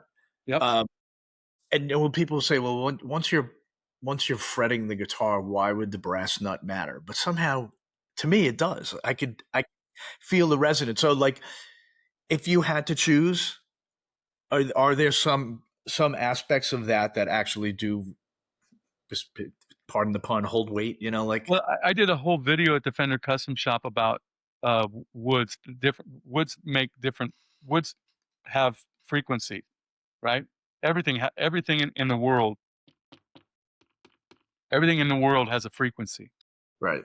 And so if you're a guitar builder, and I know that violin guitar builder or violin players, violin builders, and classical guitar players, especially flamenco guitars, the way they're made, those guitars will blow up. They just fall apart because they're made so delicately. There's not a lot of bracing in them. They're made to be really loud. That's what that is for. And so those are made consciously with cedar and really light wood. And so there's a thing to it. And now I see, because I posted something the other day about it. I forget what it was, or I was talking about it in some Fender video, and guys were coming on there going, "Oh, we all know that this is bullshit now. This is all bunk. This has been debunked." It's like I, I don't. It may be debunked for you who work at the mall, but for an idiot like me who's been building guitars his whole life, it's a real thing where you sit back and, the heavier your guitar you got, the higher the frequency. The higher the frequency, that's more it's gonna pick up, it's gonna ring, it's gonna sustain a little bit differently and better, or more of. I don't wanna say better, I hate using that word. So it's gonna be different, but when you're somebody like Holdsworth and you listen to Holdsworth tone and like that legato thing, it's all supposed to be muffled and small like this, not bright and ringy like Jeff Beck, you know what I mean? So it's a different ball game, and so you have to approach that differently. And so yeah, I think there's a whole thing about, you know, I do a whole video on my El Cabron website where we talk about just the neck. The neck is such an important portion of that sound. Yeah. We had Night Bob here a Yeah, couple of months ago. We did a he knows. video, and he went through this whole process Yeah, with Walter, and they just basically had determined that the neck, if it was bolt on neck, that it was 75% of the sound. yeah. You know? Night Bob's a gem because he Yeah. knows. He Yeah. doesn't. What does Night Bob do for a living? I mean, he's He's a an audio guy, right? He's an just audio guy. listening. He's a front of And house guy for yeah. Aerosmith and everybody Yep. else. Yep. So you telling me that that guy doesn't know sound or frequency or any of that stuff? That's a guy who knows the most of it. And so he's very clear what that was. I remember Sammy Ash telling us years ago at Charvel when we were in the throes of the Holdsworth thing. I remember him showing me a neck, Charvel neck. He goes, "You see that thickness of that ebony fingerboard? That's what's making the sound." He goes, "That's a big part of the sound. That thick ebony fingerboard on there, because Yeah. it's bright and and Right. Yeah. for me, when I look at, round lamb rosewood, I would tell people this when I worked at Fender. A round lamb rosewood fingerboard is gonna sound differently than a flat lamb rosewood fingerboard, simply because that glue joint is so intense and it's so, compact and, uh, uh, durable that makes that neck really clean, and how it vibrates and how it resonates and all that stuff. So Sure. yeah, the people who say that they don't know a difference, they don't know that's fine. They don't know a difference. But yeah, there body woods, neck woods, they all make a difference. Yeah. For Even if sure. it's electric guitar. Absolutely. Yeah. Absolutely. We hear it here, it's and just like you said, you're building guitars your entire life. So like Mm. as these guitars are coming through, there are certain ones that stop you in your tracks for some Yeah. reason. And you Yeah. stop because things obviously, like, it's still a job, right? So Yeah. like you're doing this every day, and the Yeah. guitar, and the same thing here, guitars come through here, and it's usually, it gets the one strum test, you hit an open E or something, it's real quick. And certain guitars, whether we're doing a video or you're hanging something in the store, or somebody comes to show me something, it'll speak to you or it won't, you Yeah. know And it, and guitars are obviously way more consistent now than they used to be, right? So at least from a quality perspective, they're more consistent. It certainly, I think, part of the reason that Charvel and Jackson had such a rise, besides the artists and how amazing the guitars are, and you and Grover and the people, right, is the whole thing. And really, what it comes down to, it's still the people and how passionate they are about what they're doing, right? That's the whole thing, well, right? It was one of the things that I most wanted to, I guess, express to you, and just really talk about. It still comes down to the people, and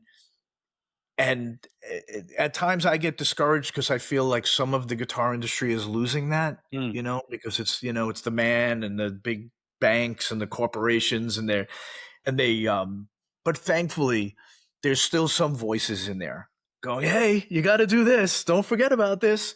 yeah. Um, It was funny, like Brian Adams, that black Strat of Brian Adams, famous guitar, right? yeah, Charvel. came through here. It came through here. Yeah.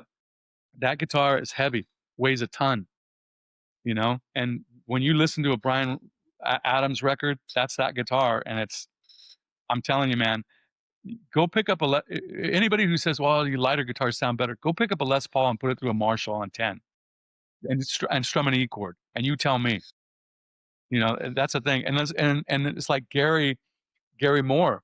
When Gary came down, another sweet guy, man. When Gary came down, you know, we made several guitars for Gary, but Gary came down and he grabbed me and he goes, "Let's go pick out some wood." I'm like, "Okay." And he took me in the back and we started digging through wood and he was like, "I want something heavy, man, really heavy." He insisted on it. And I pulled out a piece of Purple Heart wood, and Purple Heart is dense and hard and heavy. I mean, and we made a guitar out of Purple Heart. The body was made out of Purple Heart, and it's Purple Heart. It's really beautiful. When you first cut it, it's bright purple. It oxidizes and turns brown like mahogany, but when you first cut it, it's bright purple and it's beautiful. Which you guys were using for plugs, right? It was at Yeah, we some used it point. for plugs a Yeah. lot. Um, but um, on Gary's guitar, we ended up covering that guitar in leopard skin, and he played that through the G-Force record, I think, and all that I stuff. remember that guitar. But that guitar's floating around somewhere, who knows where, you Yeah. know? But that guitar weighed a ton, you know, and it's Gary Moore. Who's gonna sit there and go, "Well, Gary, he doesn't know." Yeah. So, all right, so let's go back to that just quickly for a second. So Yeah. now in the shop, obviously Holdsworth is in the other room playing, like, and it's Alan Holdsworth in the other room. Has got to be insane, right? Um, did Gary play when he was in the shop at all? Was there a small amp that he just plug in and riff in like Grover's office or something, or Yeah, not yeah. necessarily? Grover had a little 210 Music Man, 130-watt 210 Music Man, and, I used to test guitars through that guitar, so Gary sat down and played through that, and it's ungodly, man. Dude, he was so great. He was so great, you know? But, you know, getting back to the people thing, I wanna point this out because I still have the book. Grover, um, at Charvel, gave me a book one day, and he goes, "You need to read this," and it's called Quality, I Know It When I See It, and it's maybe that thick, like a pamphlet, and it's all about, the company's called Punctuation Inc., and, it was, you know, they made punctuation, they made exclamation marks, commas, periods, that's what they did. And this whole thing goes through and it's like, what is quality? And it goes through the whole thing of I can't tell you what quality is, but I know it when I see it. But at the end of the book, basically what the rule is and what the lesson is that quality is really the people who are putting it together, who are building it. And so if you have a guy, and I would use this analogy a lot at Fender, explaining it to people, and I think Tom Wheeler put it in the Fender Custom Shop book. And it comes down to this. There's 3 guys on the side of the road, and they're digging a ditch. And you go to the first guy and you go, "What are you making?" And the guy goes, "$7.50 an hour." And you go to the next guy and you go, "What are you making?" He goes, "I'm making a ditch." And you go to the third guy and he goes, "What are you making?" He goes, "I'm making a great cathedral to God." There you That's go. the difference. Yeah. Because Yep. it's the mindset of the people who are making the guitars, the Sure. iPhones, the computers, anything. It's the mindset of those people. And that's Yeah. why, you know, Rolex is who Rolex is. Dom Perignon is who Dom Perignon is. That's why Cadillac is who Cadillac is, or whatever it is. That's why it's that level of quality. So I feel that. But Grover gave Yeah. me that book, and I still have it. That's now that you mentioned it, now I'll go and get it and read it. Um, I want to spend time in Fender Custom Shop. However, Yeah, we're going long, and yeah, I feel I want to cover your guitars and everything that's been happening, and I think it's the perfect segue because it when you told me you were doing this guitar company and you were excited about it, that was enough for me. I was in. It was just a matter of like, well, how do we figure this out and how do we get people to know about it? And thankfully, I think things have kind of springboarded thanks to John Mayer, right? And him using it for that recording and mentioning it, and it's sort of spreading around. Like, where's, for what it's worth, El Cabron Guitars is one of the top entry points into the music zoo right now, when people are Google searching. Um, for people who are looking for the guitars, and I need more guitars. Um, but it all still comes back to the people, you know. Mhm. And anytime I've called you for advice or for just we talk about business a lot. It's stuff that I think would maybe bore some folks, just as far as like the business of guitars. um it was, you were one of the people that told me, like, post COVID things got very weird here. And I think it was, I sort of had to go back to like, why was I doing this? What is this all about? Like, what was the love of the whole thing, and how do we get back to that spot where I found the right guitars from the right people, and we're excited about them, and all of that excitement just leads to sort of like where we go. And I think that, I guess it took your whole life to get to the point to build these guitars. It's like writing. Yeah. You spent all your time, like, working to write the hit song, like, 50 years later. But I think that's where you are, and I'm excited about it. I know you're excited about it. And I think, I think maybe out of self-preservation, you kind of have been taking this very slowly because you don't know where it's going to go. So I don't want to, like, jump in hook, line, and sinker and then end up in a spot that's uncomfortable. But obviously people have grasped it, and I appreciate just from kicking it old school. Like, what do you have at the moment? It's the Music Zoo, Wild West.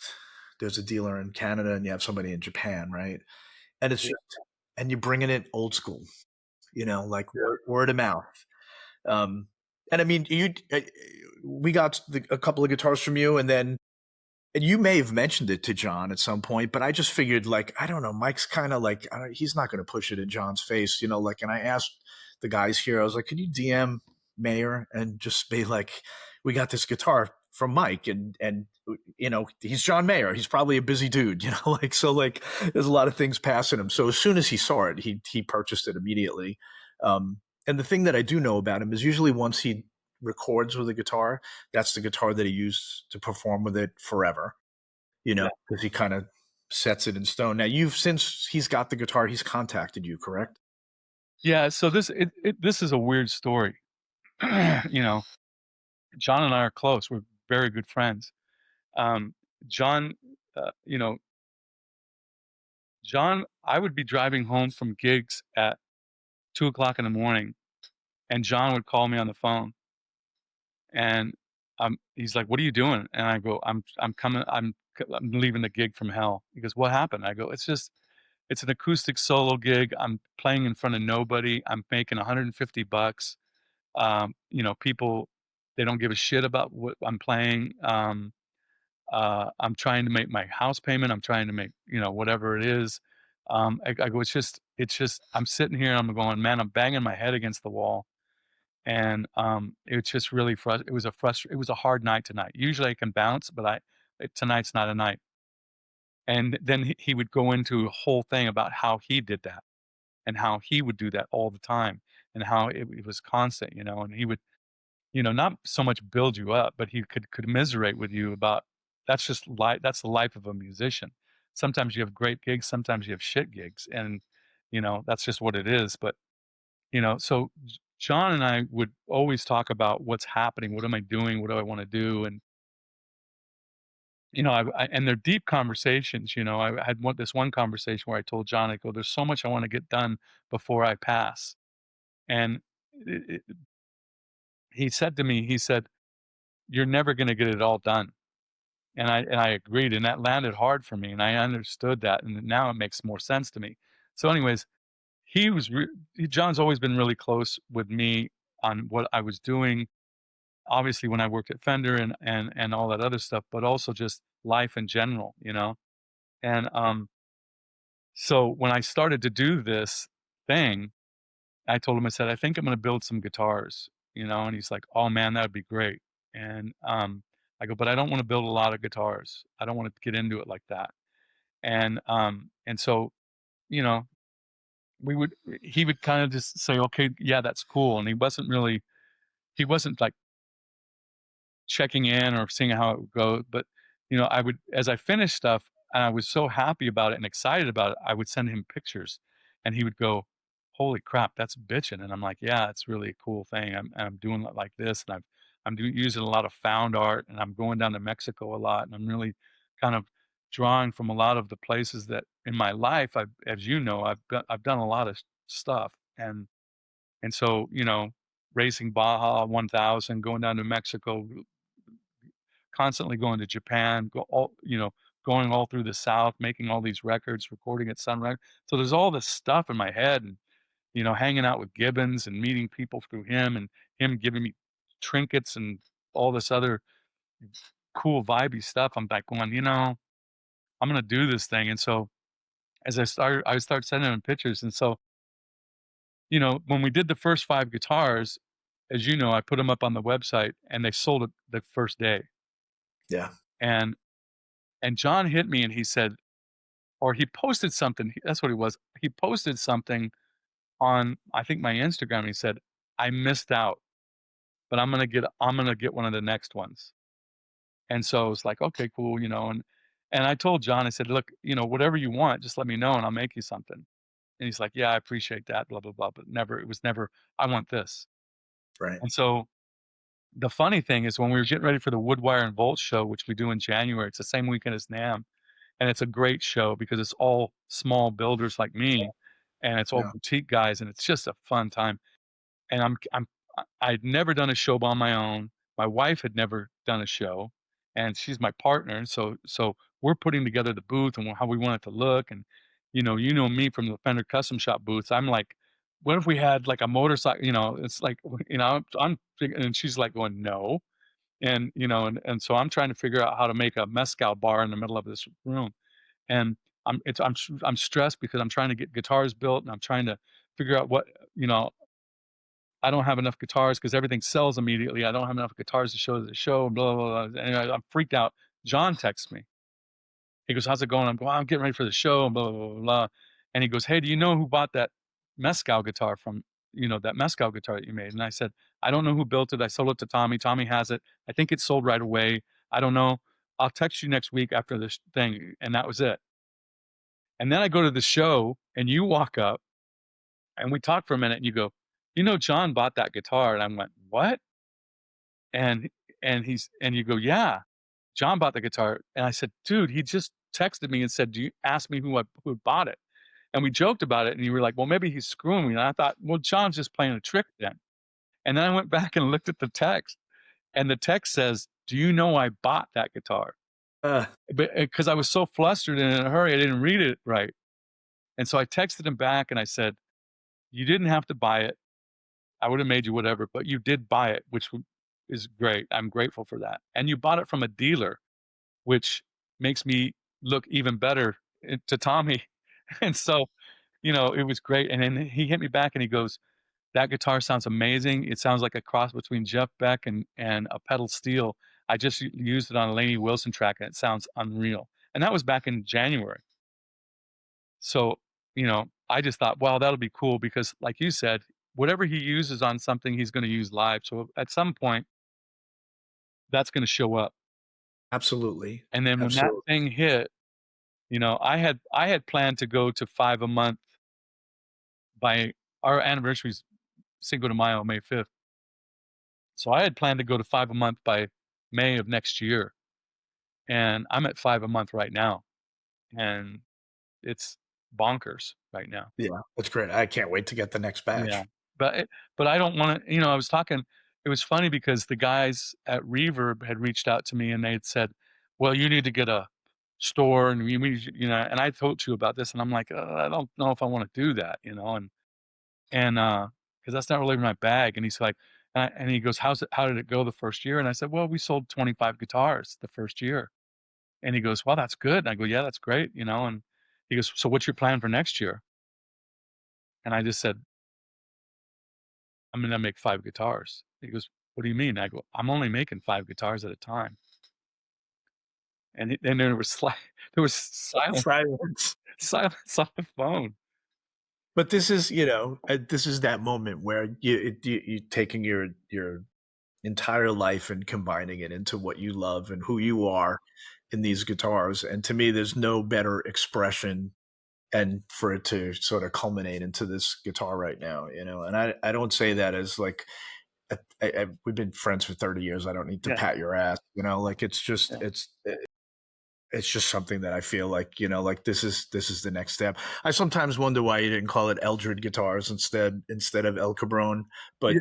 So let me answer that. And there's a really great book that I just read because a couple people would ask me that. I just read this book, um, and I forget the author's name, but he's a guy who he he's a real successful club owner in Miami, and and so he would open these clubs up, and they would blow up. He'd get all these DJs to come in and play and all that stuff. And on the club scene, it was like, he was doing partnerships with Yves Saint Laurent and all this other stuff. And these clubs would blow up and all that stuff. And then he would open up another one. Then he would open up another one. Then he would open up this one. Then he would do this. And now he's going over to these different countries and doing it.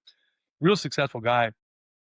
And they had asked him, the number one question he was getting asked was, "Why don't you call the clubs your name?" And he said, he goes, "I'm going to tell you why, and I'm dedicated, just so you know how important it is. I've dedicated a whole chapter to my book on that. And this is the reason why, is that if I come out with Mike Eldred guitars and they're successful and I end up wanting to sell that brand, um, I'm stuck. I can never use my name again, But if I come out with a El Cabron guitars and down the road I wanna sell that. I can sell that and still not have an impact. I can make another brand or several brands." that's interesting. Yeah, Not want to get anybody nervous in this place, but it was one of the reasons I didn't name it like Tommy Coletti's Music Zoo. I yeah, just wanted something. I wanted to be separate from it, but I yeah, figured it's different for a brand, yeah. different I for think for a guitar brand I than think it's important to separate the person from what the brand is. I think that's really important myself, but yeah. anyways, and I'm not gonna sell El Cabron anytime soon or any of that stuff.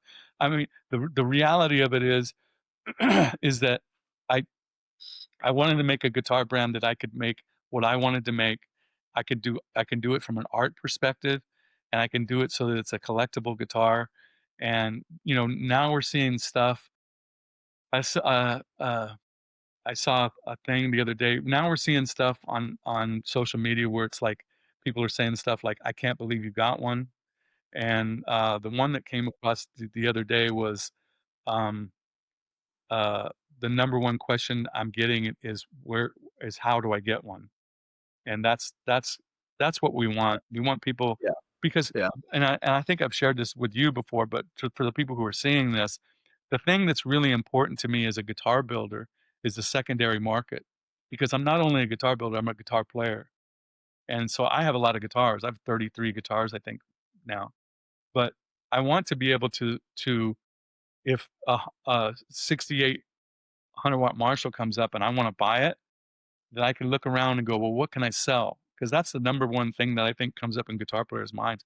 Well, what can I sell to get that? You know?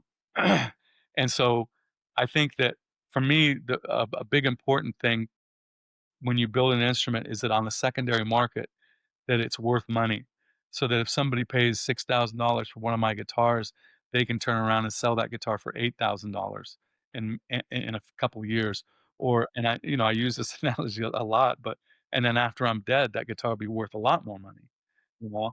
God And forbid. it's I the know what you mean. truth, I mean, Yeah. that's reality, and so that's really a kind of that plays in my head too when I'm coming up with stuff that I want on the secondary market, I want the guitar to be worth something. So important. Yeah. Yeah. So important. We see it here too in the Yeah, yeah. resale market Yep. for sure. Yep. Yeah. Where do you I know some of this, but just for everybody else's sake, where do you besides keeping the build level the same and not like trying to explode it where there's too many guitars or anything. You already mentioned an S style guitar that you and I have talked about a lot, so I'm excited about that. Do you just see, like those two things really? I know that you had the Mustang as Yeah. well, right? So I think that the Mustang, it's funny because after Woodwire and Bolts, I really I really kind of came to the realization because I hadn't been in the business for a long time. After I left Fender Custom Shop, you know, I didn't want to do it anymore. I just wanted to play music and consult on a couple things and just hang out. And but once I got back into it, and once I went to Woodwire and Bolts and kind of talked to dealers and started getting back into that world, I realized quickly that that that the retail world, at least for is pretty conservative. So when you come up with like the Mustang, and I had told Mayor this, I said that body haunts me, that body style haunts me, but I can never play that guitar because it's short scale. scale, So I yeah. did a 25 and a half version of that, and it's a great sounding guitar, great playing guitar. Man, it was so cool. But I think that it kind of tweaked people when they looked at it, went because when they see it, immediately they think 20, They sorry, they either hear the sound or they envision like what should be played yeah, on it. yeah. Yeah. So that was, I think that was, I don't want to say, I think that I jumped the gun too fast on that guitar, to be honest with you, because I don't think people were understanding what, number one, who I was, what I was doing again, and then when you bounce that thing out there, it's just like, wait a minute, now what is this? Yeah. And I so I think you kind of it, have to explain that guitar a little deeper than an Esquire or a two pickup or a yeah. Strat style guitar, you know? Yeah. Yeah. I think it takes the guitar player and the guitar world and the guitar collector time to wrap their head around things, I think. And it's because now I have some miles behind me. I see this happening, and I get it. Um, you don't really when something's happening, like something right now is happening with this and the El Cabron Guitars, and this is a new thing, and you're embarked on this. It's still very fresh. 3 to 5 years from now, that's when people are really going to start to get it, and I think that's when it really starts to heat up because there's a delay, and it's and I talked to Don. We was speaking about Donnie before, Donnie Wade, and I remember him telling me when he had his own guitar shop that there was a moment in time in the shop where he had a '58 Explorer and several bursts and old Strats and all of this stuff, and they were used guitars back then. That's what they were. Um, and I remember him like sort of like having this moment. We were all drinking, and he was having this moment like, if I had all those guitars now, I wouldn't even have to work. Um, but it takes a while for people to sort of get it.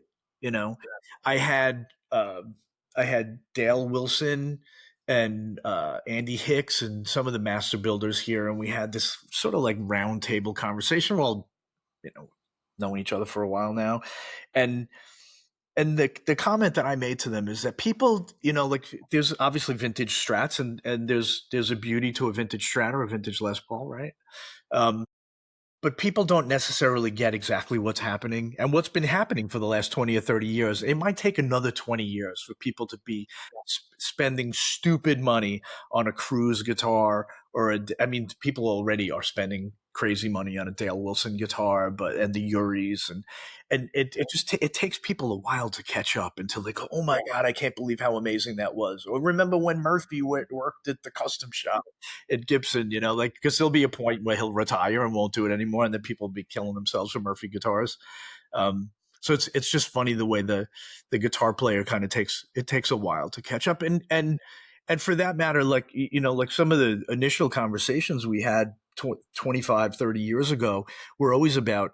Even though you were working at Fender Custom Shop at the moment, but I was asking you a lot about Charvel because I was just so interested in it, and at that point, I mean, correct me if I'm wrong. Some of the lineage, I had understood that that Fender had bought Jackson for 8 million bucks, and they threw Charvel in for free. That's what I had heard Oh, internally.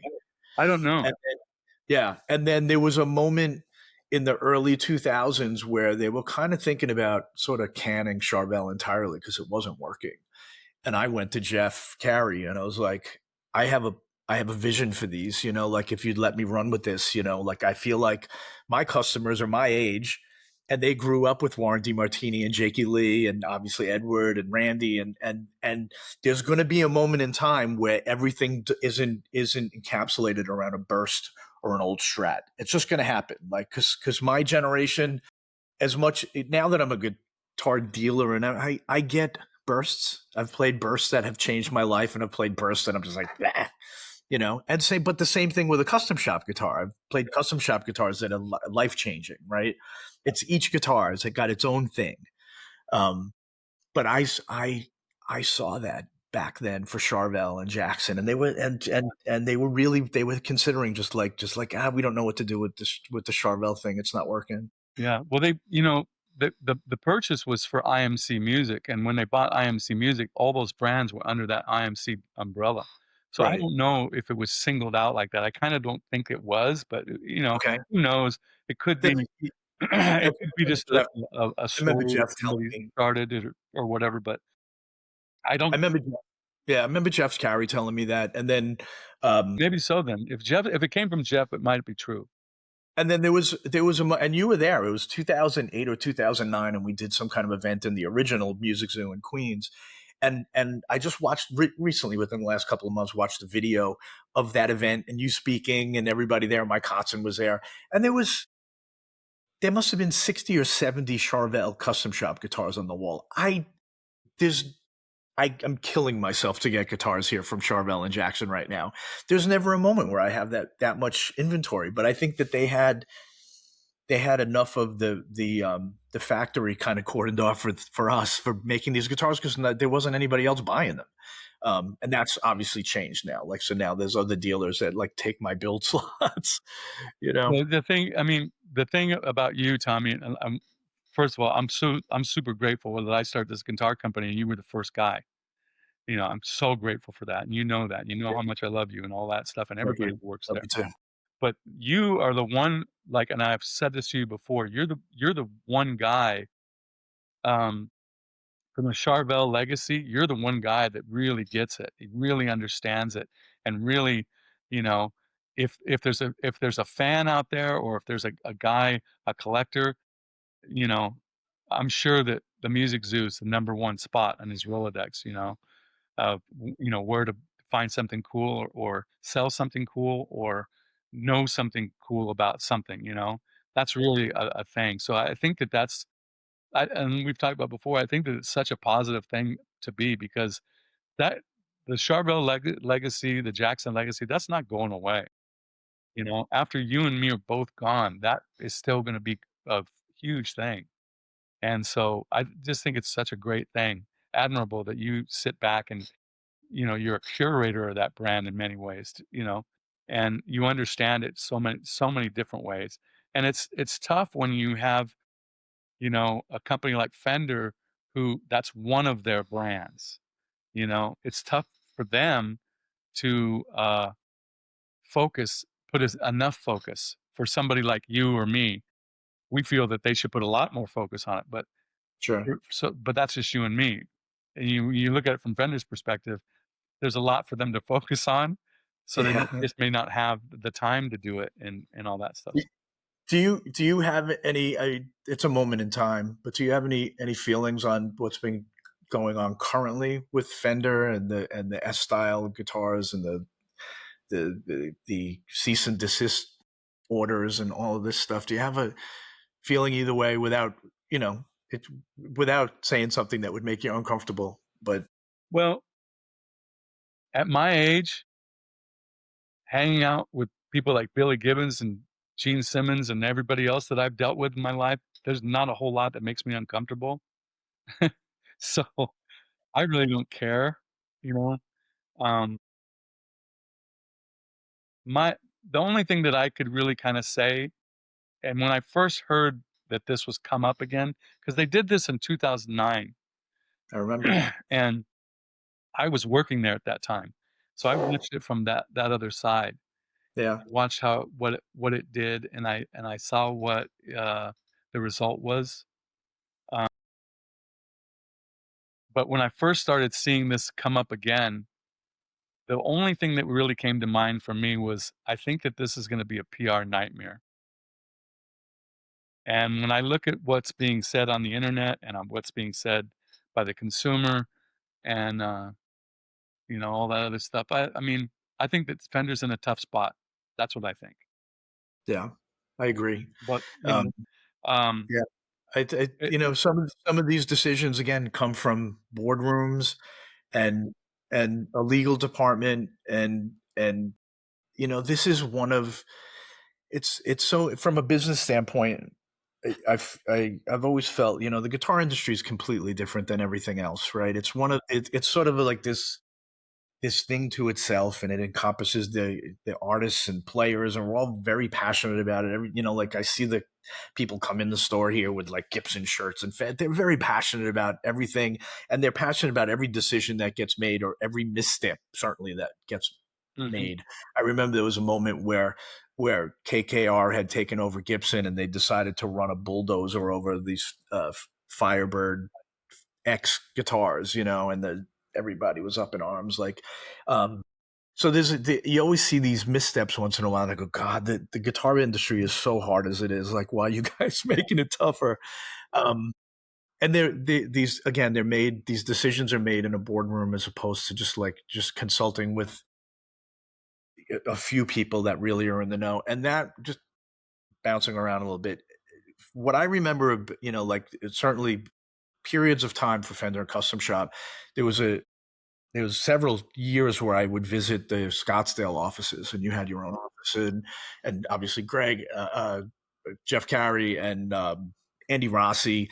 It was one of the first times I was there in that Scottsdale office. I met Schultz and was amazed that Schultz pulled me into his office, and I sit down with him, and he's just like, "You're like a fiery young man," and like I walked out of there floating on a cloud. And it came down to the people, and the people in that building were just making all the right decisions, and because they were passionate about it. And that's the thing that I'm most concerned with, is that the passion. There's still very passionate people there, right? You were at NAMM of 25, mhm. and so I could name them. There's a few guys that you love. We both love. Like, we've been all friends for years. Joe Reynoso, Rob Maywalt, Kurt Walton.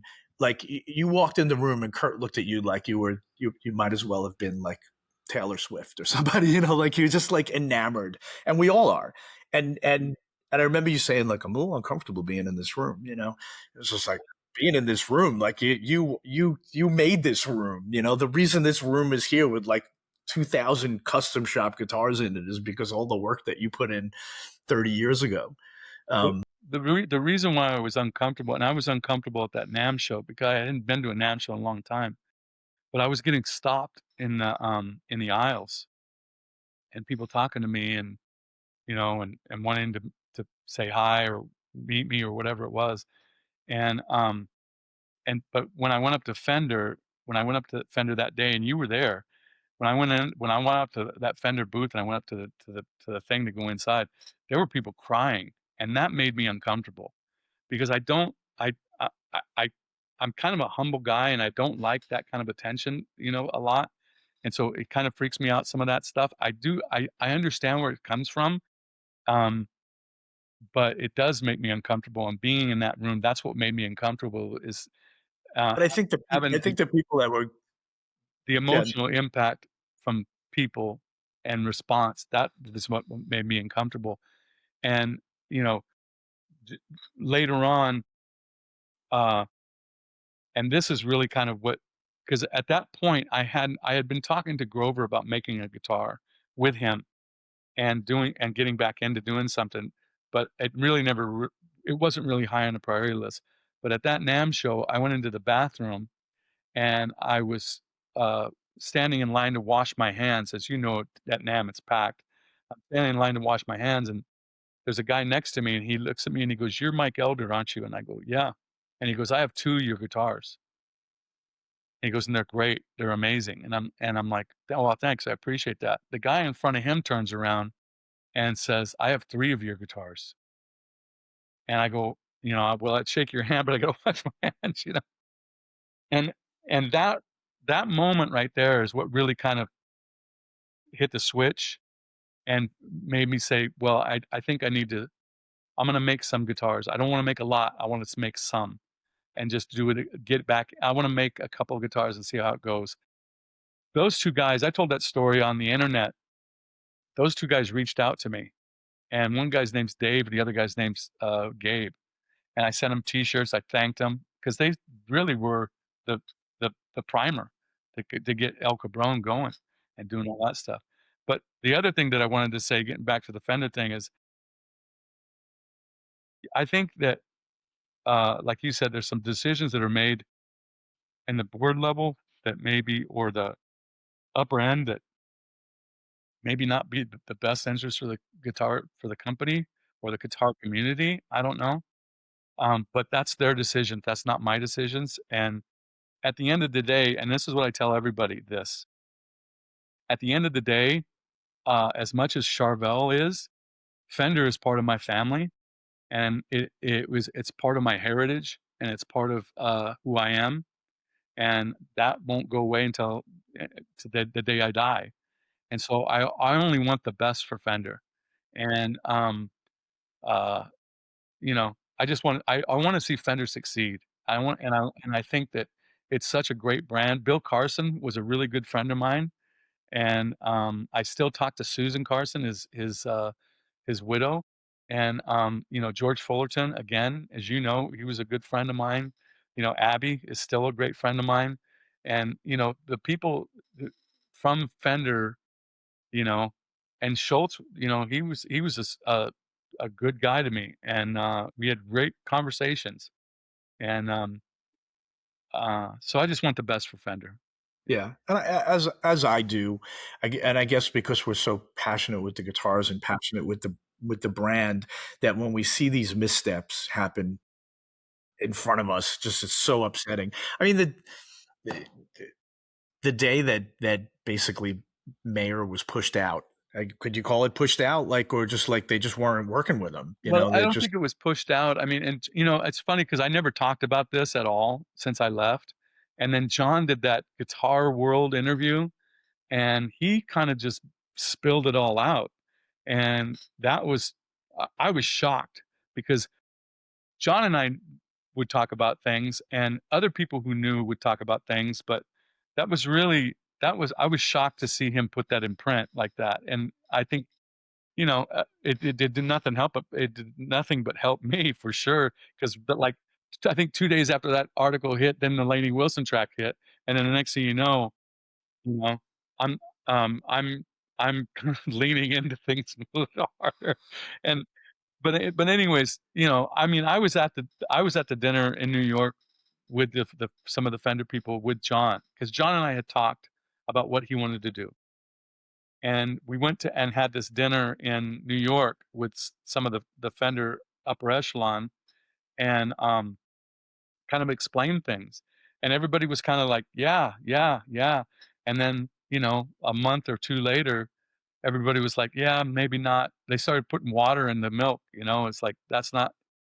And I think that that really turned John off, because John's not that kind of guy. I think that John, I don't think that. I know that John has huge integrity, and John has very clear vision, and he's a very focused person.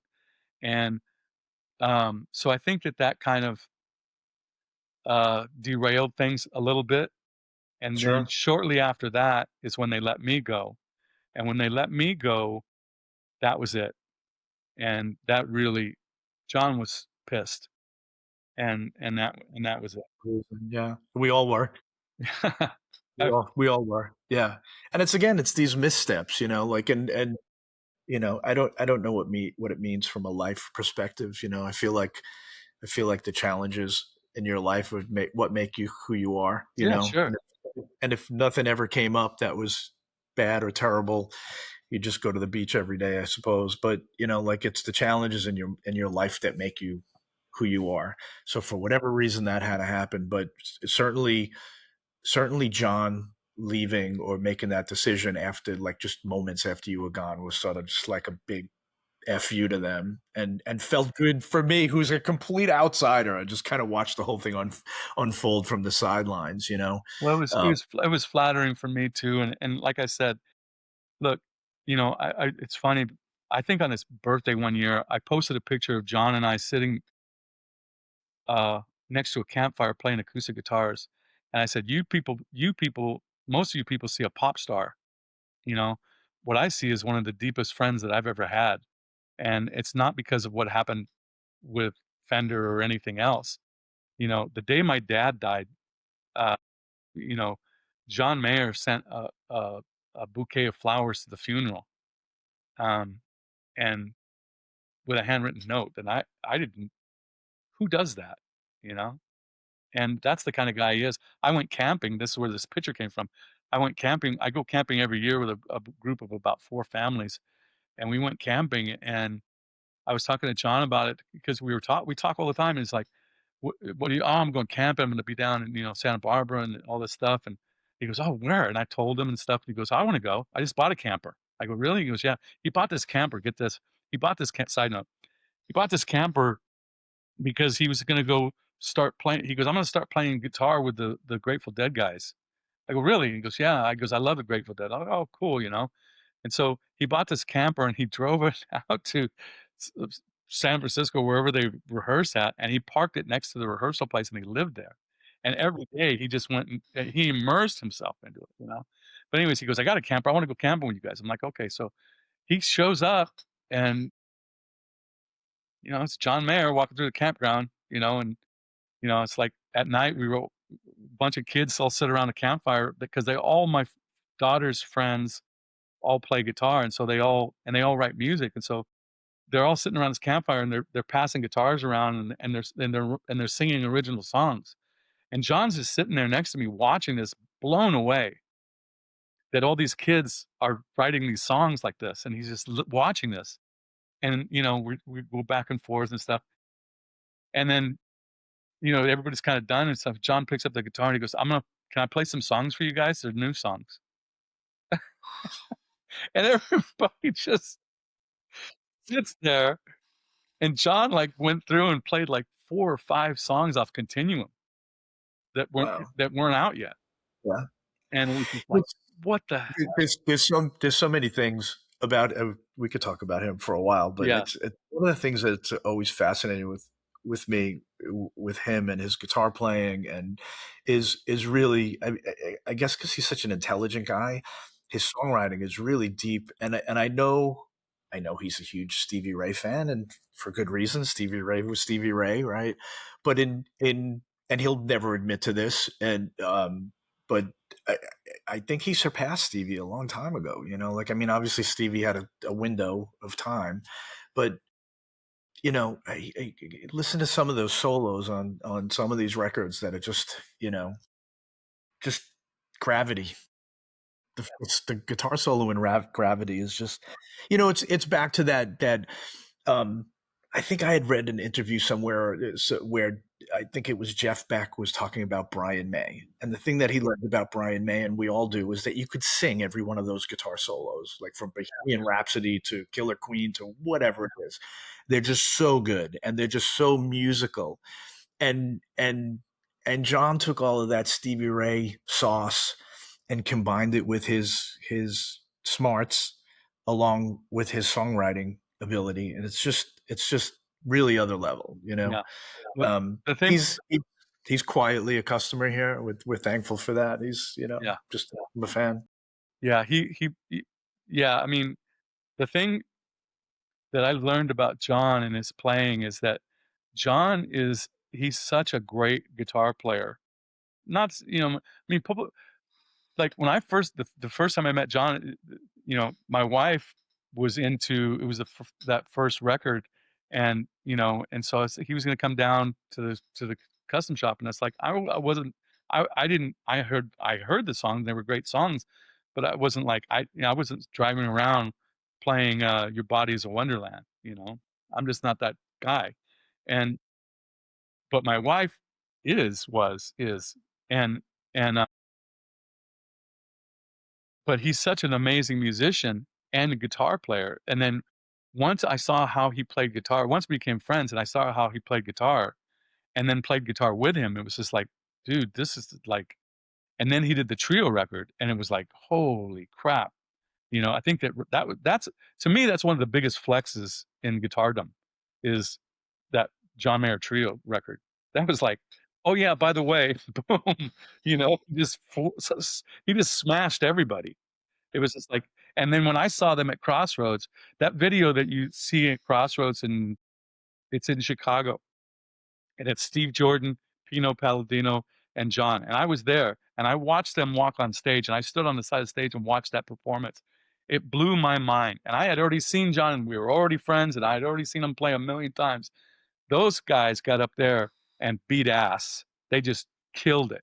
At one point, I was watching Jordan, and he would come up out of his drum set, out of his seat, hitting those drums. They were killing it so hard, and it was just such a statement to me. I love that when people are so passionate, they go up there and they don't go through the motions and follow the track. They just go up and bust ass, and man, that Yeah, blew my mind. But anyways, it's getting right. back to what I was gonna say, the one thing that I really noticed early on about John is that John will sit down and he'll pick up a 335 and sound exactly like BB King. Exactly.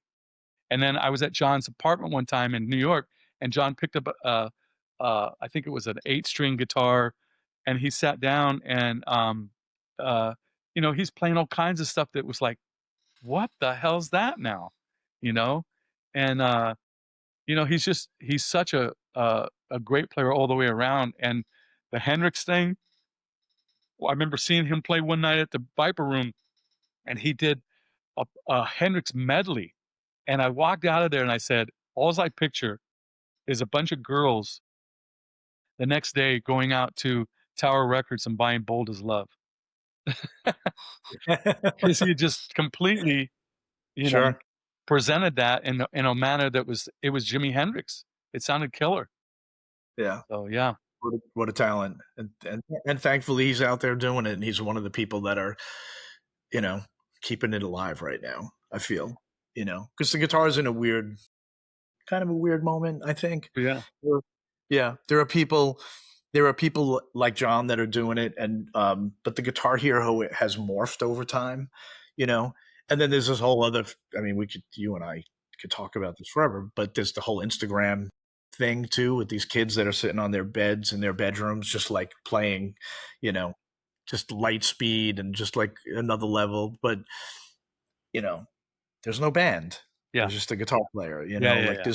there's no movement, and certainly as great as Edward is and was, and as great as Van Halen was, I think the reason that people were going, besides them being a great band, is that like it was still the club scene back then was still about like meeting people, right? So you're going to see like if there was girls there, you were going to meet the girls, right? Like that's what brought it in. Um, yeah, and then once you lose that part of the whole thing, it morphs, So I feel like we're in this weird stage right now where it's morphing into the next thing, hopefully, Yeah, yeah. But for as usual, we're 2 hours and 15 minutes in. Yeah. We could talk forever, and if Yeah. I'd do another one of these if you want, because I feel like there's more ground that we have to cover. But I wanted to, catch up and have people hear some of these stories, and just, like talk about the El Cabron guitars and how excited I am, and just thankfully you're in my life and that we're actually documenting this as opposed to our our late night calls. Yeah. Like, I talked to Karen today, my wife, and I told her, I said, I go, "I'm gonna do this interview," and she wanted to sit in and listen, and, she couldn't because she ended up doing some other things, but I told her, I said, "It's not just an interview, it's historic because Tommy gets a lot of what, there's so much that has gone on with Charvel and Jackson and the Fender Custom Shop and now Al Cabron, I said, "It's historic, and it's kind of a." I go, this is gonna be around long after I'm gone," and I said, it's a it's a positive thing, a real huge positive thing, and I'm Yeah. grateful, I'm grateful for you again and all that stuff, and what I'm doing with Al Cabron is, I wanna do something that's cool and not like everybody else. It's funny, the Japanese are coming in and they're going, "Hey, we'd like to order some stuff." I'm like, "You don't order Yes, they are. anything. There's no ordering. There's no custom Yeah. order stuff."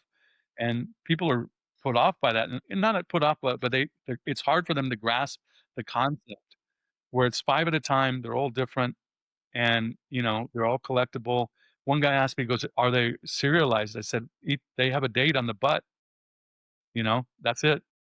And that's what it is. Those were that date, there were 4 other guitars made on that date, and that's it, and so, I wanna keep it like that. It's one of the things that I don't wanna I didn't wanna approach it where it's just like, "Here we go, another guitar company, blah, blah, blah." I don't wanna do that. I wanna do stuff that's different and unique, the keychains that are on it, the certificates that are on it, the everything that's different about it so that people sit there and go, "Wow, this is like a." The level, you thought about it, yeah, Yeah, every part of it, yeah. every part of it, And I think that, and that's what getting back, I just wanna touch on Mayer one more time. One of the things that I noticed with John, because John really understands the concept. John even asked me, he goes, he goes, "You should start right after the Lainey Wilson thing." He goes, you should take pre-orders." And I'm like, "Nope, not gonna do it." He goes, "Why?" And I go, "Because," I explained the concept to him. I said, "It's 5 at a time, and it's first come, first serve." And he goes, "It's a drop." I go, "It's a drop." And he goes, "It's like Supreme." I go, "It's just like Supreme." And I said, "And that's what I want it to be. I want it to be a special thing." But I would watch John when he did the acoustic tour, which was amazing. John would get up there, just him, and he'd have acoustic guitar, and he'd play piano and guitar, electric guitar, and both at the same time, and looping and all kinds of crazy stuff. But at one point in the show, he sits up there with acoustic guitar, and there's people in the audience, and they have signs up, and they're holding signs up, and they want to hear this song, they want to hear that song. But John would sit there and go, "Oh, okay, I'm going to do that one. Let's do that one right now." And then he would play that song, and then after that song, he'd go, "Uh, I okay, I can do that one. I think I played that one last night. I'll tell you what, I'm gonna do that one, and that one, and we're gonna do a medley." That's not planned out. that's awesome. That's like him on thinking on his feet how it goes. And for me, I think that that's the excitement, And I use this analogy a lot with people. The Honeymooners, Jackie Gleason, The Honeymooners, right? You've seen it many times. It's a New York thing. You gotta watch it. Yeah. Jackie Gleason was being Miami Beach, and he would be writing the script and all that stuff like that. And then he would get everybody and put them on a train and then take them up from Miami to New York to tape it. And it would, and they would go at night, and and all night they're partying, drinking, it's going crazy the whole night. And but he would never show anybody the script until the day of the taping. And the reason why he didn't do that is because he wanted it to be fresh. He wanted everybody to be seeing it for the first time at the thing. And to me, there is an excitement and there's an edge to that stuff. And that's why when I make guitars, I don't tell people, "Well, here you go. This is what's coming. We'll sell this at the end of the month." That's not going to happen. You find out about 3 days before that they're going to go on sale on this date, on this time, and it's first come, first serve, and you don't know what the guitars are going to look like. Yeah, that's wonderful. Yeah, I think It's like a it's good. like that band that goes into the studio live and just Yep. does it. Yeah, That's and I that's the think that excitement. that's missing, and like you said, I think that's missing in the corporate world. I think that's missing in music. I think that's missing in a lot of different industries. And it's I'd be a hypocrite to say, that there was a moment in time where Fender was the first one that decided, like, we're going to sell direct, like, Yeah, and then soon after, because everybody just sort of follows everybody else. It wasn't too long that everybody sort of followed and decided that they were going to start selling direct to some capacity, and I'd be a hypocrite to say, like, well, you can't sell guitars online because I'm obviously doing it right. Um, but the thing that they sort of drew the line in the sand is I'm here talking to the people every day, right? I'm a soldier. I've always seen the music zoo this way. Like here's Fender and Gibson and all these companies, and they hired us and thousands of dealers around the world to go out and spread the message. And I've spent my entire life going Fender, Fender, Fender, Gibson, Gibson, Gibson, Charvel, and not because I have to. It's because I love the guitar. So there's the passion in there, right? And then I'm talking to the customers. How many times have you been here where we did some kind of Fender Custom Shop clinic or Charvel thing or whatever, and the people are there, and Yeah, the people are coming with ideas, and yeah. you know what would be really cool if we did this, and all of those ideas are so important, and you're communicating with everybody. And now, and the thing that I guess my advertisement is, the thing that's happened is they drew this line in the sand and they said, we don't need this input from you, we're just going to do this ourselves. And it's just like, well, that's the moment where you're disconnected from everybody, like it's like loving a child from far away, like like without, it's there's a nurturing that's gone from this whole thing. And to me it's like one of the biggest missteps. I don't know if it ever turns around or it'll morph into something else or whatever, but it is what it is, right? Well, the thing, and you and I have talked about this before. Um, for my company, you can buy direct if you want, but you better be fast. You know, and because Tommy Coletti understands what's going on, and I can tell you right now, Tommy's going to be the first one on the phone, and so is Luzon Music, and so is Wild West, and so is the guy in Japan. So you better be fast if you're going to do it. And for me, you know, it'd be easy to sit there and say, well, I'll just sell direct. You know, um, I I don't personally. I mean, I don't see people, and you and I've talked about this before. I don't see people wanting to buy direct so much.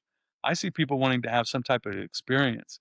I see people who, Tommy Coletti's my guy, and I know that, like, dealing with like Rob Kaplan, it's people like that. He doesn't want to go direct. He doesn't want to deal with that stuff. He just wants. He has a guy. You know, if he wants to buy a D'Angelico, then he'll go to wherever and get that. Or if he wants to buy Charvel. I mean, look at John Mayer. John Mayer didn't have. I mean, I hate to keep using John's name, but John's a great example. John could have called me up, you know, but he buys his guitars from you. I'm sure other rock stars buy their guitars from you. They do. They do. And but they can go to direct if they wanted to. But I don't know. I agree with you. I think that a company for a company to sit there and go, well, we have dealers and then we also do direct. I mean, like, what are you doing? You're kind of pissing in the pool, in my opinion, Yeah. for whatever Yeah. that's And worth. there's because it's such a small industry, and we all Yeah, kind of know, and we all kind of know each other, and everybody's passionate about it. And there's 15 or 20 US dealers that really all know each other, and they're probably doing the majority of the guitar sales and the influential guitar sales. yeah, Like this is what you should probably want, because we've curated this instrument, guitar brand, whatever it is, because we put our faith in it. It's not just a numbers game, because all of these people, ourselves included, are guitar nutcases. yeah, Like, so we really think yeah. about this stuff. And once they remove the passion from it, it's gonna be a hard road. I don't think that Fender, Gibson, and all these brands, those are brands that are pretty much impossible to kill, no matter how many missteps the lawyers take, or a CEO points things in the wrong direction. But you know you just try to keep the enthusiasm up and Well, people excited about stuff. I think that you hit the nail on the head, though, Tommy. Is it's the passion, and when you have cor- the corporate ideology and the corporate uh, methodology. I'm sorry, the corporate methodology. It's not the same, you Right. know. There was The corporate mentality is to go out and run the set list just like you did last night and keep it exactly like that. You know, the artistic way to do it is to go out there and go, let's do about half of this, and then let's kind of ask people what they want to hear, and then do that. And you know what? Maybe we bring somebody up from the audience and have them play on this one. You Sure. know what I mean? But look at your face. You're smiling Yeah, because exactly. that's the shit. That's it. That's That's what's it. cool. You Yeah. know what I mean? That's And that's the that's well thing where put. it's like that's why I say it's just like, man, you're really ringing it out when you when you make moves like that. It doesn't play well. It does not. There's there was a commercial, and this probably I'm going back to like the late '70s or early '80s in New York, or certainly it was an East Coast thing. It may have been a national thing, but there was a commercial for something, and it was a stuffy boardroom with suits sitting around a big boardroom, and somebody stands up and goes, "Should we make oven mitts or Dorito or like nacho plate or something like that?" And it was that, and that's kind of like the perspective that I have of what's going on right now in Yeah. a bit of the guitar business, you know? Yeah. And at least from my perspective, when the real big money entered into the equation and all these decisions were being made, I don't see like some enormous growth. Like all of a sudden these people are like, oh, we just came in and we miraculously doubled the business. It's not. So all us nutty guitar players knew exactly what we were doing And 15 years I ago. think that that's what these companies are saying now because the public, the guitar community, they're smart. They're real smart, and they see when it's when the mark is on, and it's like, and so they start looking to alternatives, and I'm grateful that I'm a small builder, You're the alternative. Yeah. and I look at, Casadosa, another one, Carlos, man. He's a great option. John Suhr, he's a great option. Paul Reed Smith is a great option. John Mayer sent me a Silver Sky the other day. Shut the front door, dude. That's the one of the best guitars I've ever played. They all come in. Out of the box. I mean, so Paul, out of every manufacturer that we receive guitars from new, the quality control from Paul Reed Smith is other level. Yeah, Never, ever does a guitar. I mean, they come in perfectly tuned, and without mentioning brands, like I have one brand right now that I would say that 25 to 30% of the guitars I send back, and that's something that if you're shopping direct, you don't get that point. When you have me going, I don't like the way this looks at all. I'm not selling it to my customers, and back it goes, like they won't do that. They're just going to send you the crap, yeah, yeah, you know? So I yeah. don't know. But it's like Yeah. it's that's the thing, and the public picks up on that, you know? It's like when you sit down and you hold that guitar, you just go, "Wow, this is something different." And, you know, I don't know, I think that it goes back to that book, man. I know it when I see it, I know when I see it, I'm going to and read it. I'm telling you right now from So I can't thank you enough for talking to me today. I mean, it's what's funny is that like 3 days from now we'll have another 2 hour conversation that nobody gets to hear, and then we'll hit the religion and the politics and all the stuff that nobody else needs to hear about. Um, but like you're a constant part of my life. From the guitars to our friendship, and just like when I have questions about anything from guitars to life to whatever, probably I'll probably have. Can you see that? I'll probably have some of your tequila later tonight. I was going to drink it during our interview, but I was afraid that I'd get too stewed Well, and I gotta send a bottle to Jimmy, he was asking about it. Your guy to your guy, your finance guy. James. Yeah, I he call him loves. Jimmy. Yeah, he loves tequila. Yeah, that would. Or maybe I'll just break this up with him. Yeah, Yeah, well, but I'm gonna send him yeah. a bottle. I have a bottle set, I Um, just have not sat down and done it. I've been okay. so busy, obviously. We're in the middle of 5, so right now I went on vacation a couple of weeks Which ago, and I told Karen, she goes, "Are you okay?" Like, halfway through the vacation, she goes, "Are you okay?" I go, "I have knots inside of my brain that I can't untie because the guitars are back home and I'm here," you know? And so I just wanted to get home to work and, it'll all get done. yeah, it'll all get done, yeah, and we're getting really close right now, so it's a Yeah, good time right now, so, awesome. yeah. All right, Mike, I love you. I'm I love you glad. too, Thank you for man, and doing this. I'm so grateful for you and the staff and Jordan and everybody over there. You Thank guys, you. uh, you know, it means so much to have people really care, about what I'm doing now, but also about what I've done in the past, and so that really makes me feel good, and, yeah. It's good. It's always great talking to you. So let's do it again. Let's get back on and talk about. Let's do it again. I have a notepad with questions here, and we hit like maybe 20% of them. So there's a lot more I got questions about. So we'll do another one. Yeah. Okay, cool. Thank you, All Tony. right. Talk to you. All right. Talk to you soon.